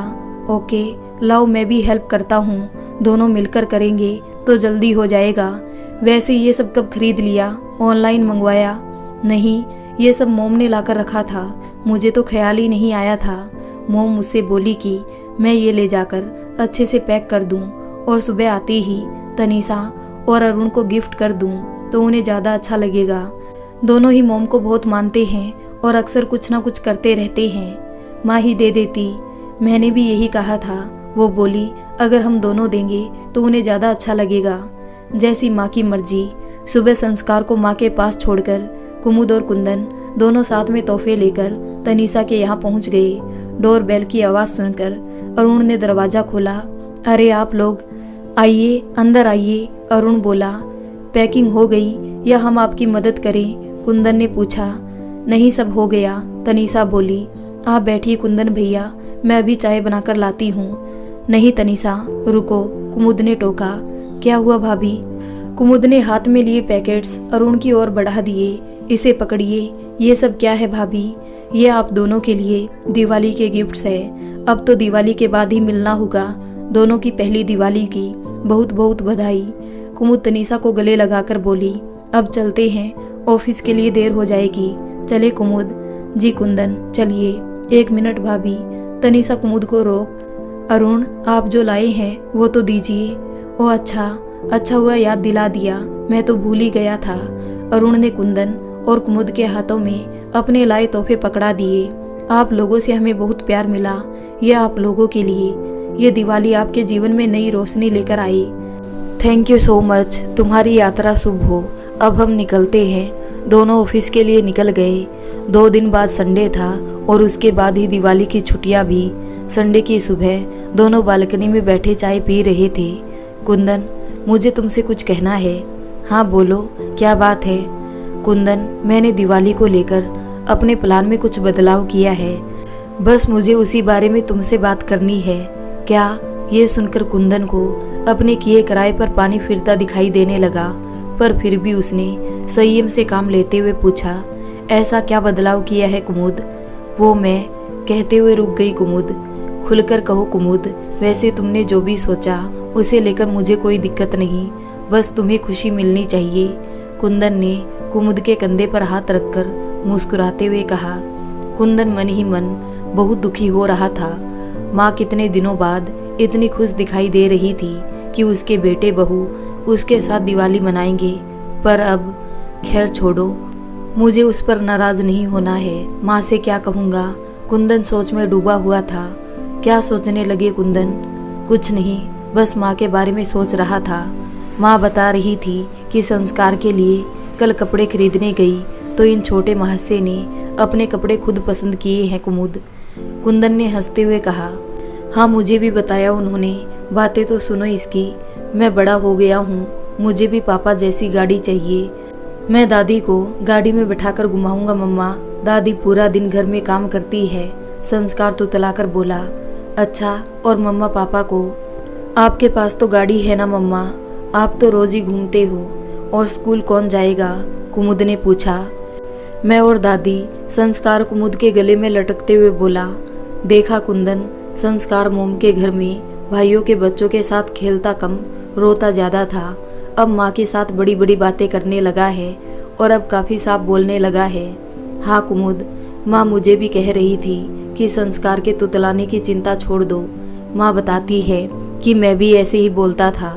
संस्कार भी जल्दी तुतलाना बंद कर देगा। अच्छा, दिवाली का क्या प्लान है कुमुद? ओ हाँ, वो बात अधूरी रह गई। मैंने निर्णय कर लिया है कि मैं अब रोज रोज दीक्षित हाउस नहीं जाऊंगी। ओ, पर क्यों? कुछ हुआ है क्या? अरे पहले पूरी बात तो सुनो, कुमुद बोली। मैंने घर शिफ्ट करने का फैसला कर लिया और इसके लिए मूवर्स एंड पैकर्स वालों को मैंने फ़ोन कर दिया है। वो लोग आधे घंटे में आ जाएंगे, पर इतना बड़ा फैसला करने से पहले पूछना तो चाहिए था कुमुद, कहाँ घर लिया है, लोकेशन क्या है और ऑफिस से कितनी दूर है। कुंदन अब कुछ चिढ़कर बोला। जरूर इसकी मोम ने इसके दिमाग में कोई नया फितूर भरा होगा। कुंदन मन ही मन बड़बड़ाया। इसमें पूछने वाली कोई बात नहीं लगी कुंदन, और ना ही मेरे मोम डैड को इस बारे में कुछ पता है। तुम ये तो नहीं सोच रहे ये मैं उनके कहने से कर रही हूँ? कुमुद ने पूछा। अरे नहीं नहीं, ऐसा कुछ नहीं है। मैं तो बस ये सोच रहा कि पता नहीं कैसी जगह घर लिया है। मूवर्स एंड पैकर्स वाले आ गए थे। उन्होंने फटाफट सामान पैक कर दिया। सुनो, ये एड्रेस लो और ये सामान वहाँ पहुँचाकर सेट करो, हम पीछे से आते हैं, कुमुद बोली। कुमुद ने मकान मालिक को फ़ोन कर दिया था, वो भी चाबी लेने आ गए थे। चलिए कुंदन, हमें दीक्षित हाउस जाना है। दीक्षित हाउस क्यों? पहले वहाँ चलो जहाँ सामान भेजा है। कुंदन उदास होकर बोला। चलेंगे कुंदन, पर कुछ काम है, फिर हम संस्कार को मोम के पास छोड़कर चलते हैं। ठीक है, बुझे मन से कुंदन गाड़ी ड्राइव करने लगा तो कुमुद मुस्कुरा उठी। मूवर्स एंड पैकर्स वालों को देख विनीता चौंक गई। आप लोग यहाँ, और ये किसका सामान है? जी, ये इन्होंने भेजा है और कहा है सब कुछ अच्छे से सेट कर देना। एड्रेस पर लिखे नाम को देखकर विनीता चौंक गई। कुंदन दीक्षित, ये कुंदन दीक्षित ने भेजा है। विनीता खुशी से चहककर बोली। जी, अब आप बताइए कहाँ रखना है। विनीता सारा सामान सेट करवा लेती है। उसकी आंखों से बार बार खुशी के आंसू झलझला उठते हैं। तभी कुंदन पीछे से वहां पहुंच गया। हमारा सामान जिस ट्रक में निकला, ये वही ट्रक है ना कुमुद? हाँ कुंदन, ये वही ट्रक है और ये वो घर है जहाँ मैंने रहने का फैसला किया है। कुमुद मुस्कुराई। Oh thank you Kumud, thank you so much. आज मैं बता नहीं सकता कि मैं कितना खुश हूँ। कुमुद, तुमने मुझे आज दुनिया की सबसे बड़ी खुशी दी है। तुमने भी तो कुंदन आज तक वही किया जिसमें मेरी खुशी थी। हमेशा मेरी खुशियों के लिए अपने मन को मारते रहे और मैं जिंदगी की सच्ची खुशियों को छोड़कर दिखावे की जिंदगी को सच समझती रही। अब सारी बातें बाहर ही करोगे या दोनों अंदर भी आओगे? विनीता ने आवाज लगाई। आते हैं मोम, चलिए कुंदन। विनीता ने कुमुद को गले लगा लिया। मुझे पता था कि कोई मुझे समझे या ना समझे कुमुद, पर तुम कुछ दिन मेरे साथ रहोगी तो मुझे जरूर समझोगी। सॉरी मोम, मैंने बहुत दुख दिए हैं, कुमुद और कुंदन बोले। जो भी कुछ हुआ उसे भूल जाओ मेरे बच्चों। हम नए सिरे से नई जिंदगी जीते हैं। कल क्या हुआ था और क्यों, ये बातें कभी इंसान को सुखी नहीं होने देती। तुम लोग मेरे पास आ गए, बस यही काफ़ी है। मॉम, दोनों विनीता के गले लग गई। दिवाली के दिन सुबह से ही खुशी से झूमती विनीता एक प्यारा सा गीत गुनगुनाते हुए लक्ष्मी पूजन की तैयारी में व्यस्त थी। वाह मॉम, बहुत सुंदर गीत गा रही हैं आप, मुझे भी बताइए क्या करना है। अरे कुमुद, उठ गई बेटा, एक काम करो, पहले तुम संस्कार को कुछ खिला पिला दो, तब तक बाकी तैयारी मैं करती हूँ। तुम कुंदन के साथ जाकर फूल मालाएं खरीद लाओ, फिर बाजार में भीड़ हो जाएगी। जी मॉम, मैं कुंदन को उठाती हूँ। शाम को लक्ष्मी पूजन के बाद कुमुद टेरेस पर दिए सजा रही थी और विनीता लॉन की बाउंड्री पर दिए रख रही थी। मीना जी और सरिता जी दोनों के घर आमने सामने थे। ये देख मीना जी सरिता से बोली। सरिता जी देखिए, आज दीक्षित हाउस की रोशनी भी खिलखिलाकर हंस रही है। सच कह रही हूँ मीना जी आप, कई साल बाद आज दीक्षित हाउस रोशनी से जगमगा रहा था। मिसेज दीक्षित की खुशियों को किसी की नज़र ना लगे। आपको पता नहीं, पर इस बदलाव की असली वजह तनीषा है सरिता जी। तनीषा? वो कैसे? तनीषा आते ही कुछ दिनों में मिसेज दीक्षित से घुल मिल गई थी। उसे मिसेज दीक्षित का दर्द देखा नहीं गया। वो एक दिन मेरे पास आई। मीना आंटी, आपसे कुछ पूछ सकती हूँ? हाँ बेटा, क्यों नहीं, क्या पूछना है? पहले आप वादा कीजिए, जो भी कुछ पूछूंगी वो आप किसी से नहीं कहोगी। ये बात आपके और मेरे बीच रहेगी। ऐसी कौन सी बात है तनीषा? मैं दीक्षित आंटी का दुख दूर करने के लिए कुछ करना चाहती हूँ। इस काम में आपकी मदद चाहिए। मिसेज दीक्षित की जिंदगी में खुशियाँ लौट आए, हम सब भी वही चाहते हैं। बड़ी नेक महिला है, बताओ क्या मदद चाहिए? आंटी, मुझे अभी आए 4 दिन हुए हैं। ऐसे में मैं अगर आंटी से उनके बेटे का नंबर मांगती हूँ तो आंटी देने से मना कर देगी। आपके पास कुंदन जी का नंबर हो तो मुझे दे दीजिए। नंबर तो है, पर क्या करना चाहती हो? कहीं कुछ ऊंच नीच ना हो जाए, वरना कुमुद उसे मदद भी करने नहीं देगी। आप निश्चित रहिए, ऐसा कुछ नहीं होगा। आप बस हमें कुंदन जी के स्वभाव के बारे में बताइए। मैं और अरुण उसी हिसाब से आगे बढ़ेंगे। तनीषा, मुझे आज तक विश्वास नहीं होता कि कुंदन कभी मिसेज दीक्षित से अलग रहने चला जाएगा। मिसेज दीक्षित के आगे पीछे घूमने वाला कोमल हृदय प्यार में ऐसा पागल हुआ कि माँ को भूल गया। कुंदन का स्वभाव मिसेज दीक्षित से काफ़ी मिलता जुलता था, पर शादी के बाद क्या हुआ पता नहीं। दोनों हनीमून पर गए, फिर यहाँ आए ही नहीं। ये उसका नंबर है। थैंक यू आंटी, आप निश्चित रहिए। अगर कुंदन जी आज भी बिल्कुल वैसे ही है जैसा आपने बताया तो उन्हें वापस लाना मुश्किल नहीं, और अगर वापस नहीं भी आए तो भी आंटी की मुस्कुराहट जरूर वापस लौट आएगी। ईश्वर करे ऐसा ही हो। मीना गहरी सांस लेकर बोली। उसके बाद अरुण और तनीषा दोनों कुंदन को फ़ोन करके मिलने की इच्छा जताते हैं। आप कुंदन दीक्षित बोल रहे हैं? अरुण ने कुंदन को ऑफिस में फ़ोन लगाकर पूछा। जी, आप कौन? मैं आपकी माँ का नया पड़ोसी हूँ। मुझे उनको लेकर आपसे कुछ गंभीर डिस्कशन करना है। आपकी माँ ठीक नहीं है। क्या हुआ? माँ को जल्दी बताइए। कुंदन जी, ये सब बातें अगर हम आमने सामने डिस्कस करें तो क्या आप हमें विमान कॉफ़ी शॉप में मिलने आ सकते हैं? ठीक है, मैं अभी अपनी पत्नी को लेकर आता हूँ। नहीं कुंदन, आप अपनी पत्नी को साथ नहीं लाइए, और प्लीज़ इस विषय में उन्हें नहीं बताइए। क्यों? कुंदन को ये बात अजीब लगी। कुंदन जी, आंटी को पता चलेगा तो वो हमसे नाराज़ हो जाएगी। हम नहीं चाहते कि उन तक ये बात पहुँचे कि हम आपसे मिले थे। मैंने आपका फ़ोन नंबर भी किसी और से लिया है।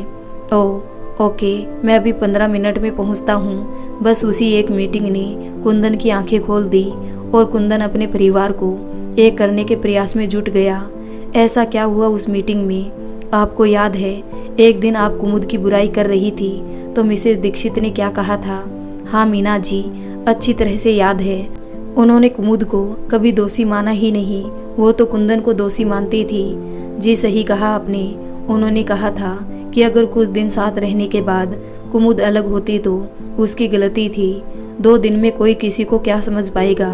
कुंदन ने भावनाओं में बहकर कुमुद की सारी जिद पूरी कर दी। बस यही तनीषा ने कुंदन से कहा, हाय कुंदन जी, मैं आपकी माँ का नया पड़ोसी अरुण और ये मेरी पत्नी तनीषा। ओ हाय, आप अरुण हैं? जी बताइए, माँ को क्या हुआ? वो ठीक तो है? बेटे के बिना माँ तो जिंदा लाश के जैसी होती है। मैं आपको भैया कह सकती हूँ? तनीषा ने पूछा। भैया? कुंदन जी, हम लोग दिल्ली में नए आए हैं। आते ही मुझे आंटी जी से माँ जैसा दुलार मिला। मुझे लगा ही नहीं कि मैं यहाँ नई आई हूँ। मैं अभी खुद को उनकी बेटी समझने लगी और उसी नाते आपको अपना बड़ा भाई। ओके, फिर ठीक है।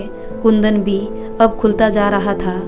वैसे मेरी माँ है ही ऐसी कि कोई भी उनसे मिले तो उनका होकर रह जाता है। फिर आपने कुमुद भाभी से ये मौका क्यों छीन लिया भैया? मतलब? कुंदन इस अचानक आए प्रश्न से चौंक गया। भैया, जो बात आप कह रहे हैं वो हमने भी महसूस की है। शायद आप कुमुद भाभी और आंटी को कुछ दिन साथ रहने का मौका देते तो आंटी वो अकेले नहीं जी रही होती। मैं डरता था। किस बात से? मैं सपने में भी माँ पापा को नहीं छोड़ना चाहता था, पर कुमुद भी मुझे उतनी ही प्यारी थी जितने मेरे माँ पापा मुझे प्यारे थे। वो जिद पर अड़ी थी कि मेरे घर में नहीं रहेगी और मैंने उसकी बात मान ली। सोचा कुछ दिनों में कुमुद को मनाकर वापस लौट आऊँगा। फिर लौटे क्यों नहीं। पापा ये बात सहन नहीं कर पाए और इस दुनिया से चले गए। फिर किस मुंह से वापस आता? कोशिश तो की होती, कैसे करता। कुमुद माँ बनने वाली थी और उसने अपने मॉम डैड को बुला लिया। अब कोशिश करूं भी तो कैसे करूं? भैया, अगर आप सही में आंटी के लिए फीलिंग रखते हैं तो कोई ऐसा रास्ता खोजिए कि सांप भी मर जाए और लाठी भी ना टूटे। तनीषा बोली। हाँ कुंदन जी, आंटी को हर घड़ी आपका इंतजार रहता है। कहीं ऐसा ना हो कि आप सोचते रहे और आपके पिता की तरह आंटी। नहीं नहीं, माँ को कुछ नहीं हो सकता। आप ठीक कहते हो अरुण, मुझे कुछ ऐसा करना होगा कि किसी को भी बुरा ना लगे और मेरा बिखरा परिवार एक हो जाए। भैया, हमें एक बात और याद रखना है। क्या? कुंदन ने पूछा। हमारी मीटिंग के बारे में किसी को पता नहीं चलना चाहिए। ये बात हमें याद रखना है, नहीं तो बना बनाया खेल बिगड़ सकता है। बस उस दिन से जो कोशिश शुरू हुई थी, आज 8 महीने बाद सफल हो पाई सरिता जी। सही कहा आपने मीना जी। तनीषा की कोशिश मिसेस दीक्षित के आंगन में उजाला ले आई। तभी 2 गाड़ियां दीक्षित हाउस के सामने आकर रुकी। गाड़ियों को देखकर कुमुद खुशी से चहक उठी। मॉम डैड, भैया भाभी, आप सब अचानक, आप सभी को हैप्पी दिवाली कहते हुए कुमुद अपनी माँ के गले लग गई। मॉम, कुमुद विनीता को आवाज लगाते हुए अंदर आई। क्या हुआ कुमुद? मॉम डैड और भैया भाभी आए हैं मॉम। अरे वाह, तो अंदर लेकर आओ इन्हें, बाहर क्यों खड़ा कर रखा है? विनीता खुद बाहर आकर सभी को अंदर आने के लिए कहती है। मिसेस दीक्षित, आपको दिवाली की शुभकामनाएं। हमसे जाने अनजाने में जो भी गलतियां हुई है, हम दिल से उसके लिए। पुरानी बातें छोड़िए दमयंती बहन, विनीता ने बीच में ही टोका। आज खुशी का मौका है, ये लीजिए गुजिया खाइए और दीपावली मनाएंगे। दीक्षित हाउस की खुशियां लौट आई थी। देर रात तक घर सबकी हंसी ठहाकों से गूंज रहा। विनीता मन ही मन ईश्वर को धन्यवाद दे रही थी। कुंदन तनीषा और अरुण को फोन करके खुशखबरी दे रहा था। कुमुद इस सबसे अनजान दोनों परिवारों को साथ देखकर खुश हो रही थी। तो दोस्तों, आपको कैसी लगी ये कहानी? अगर अच्छी लगी हो तो वीडियो को लाइक कर दें, हमारे चैनल को सब्सक्राइब कर लें।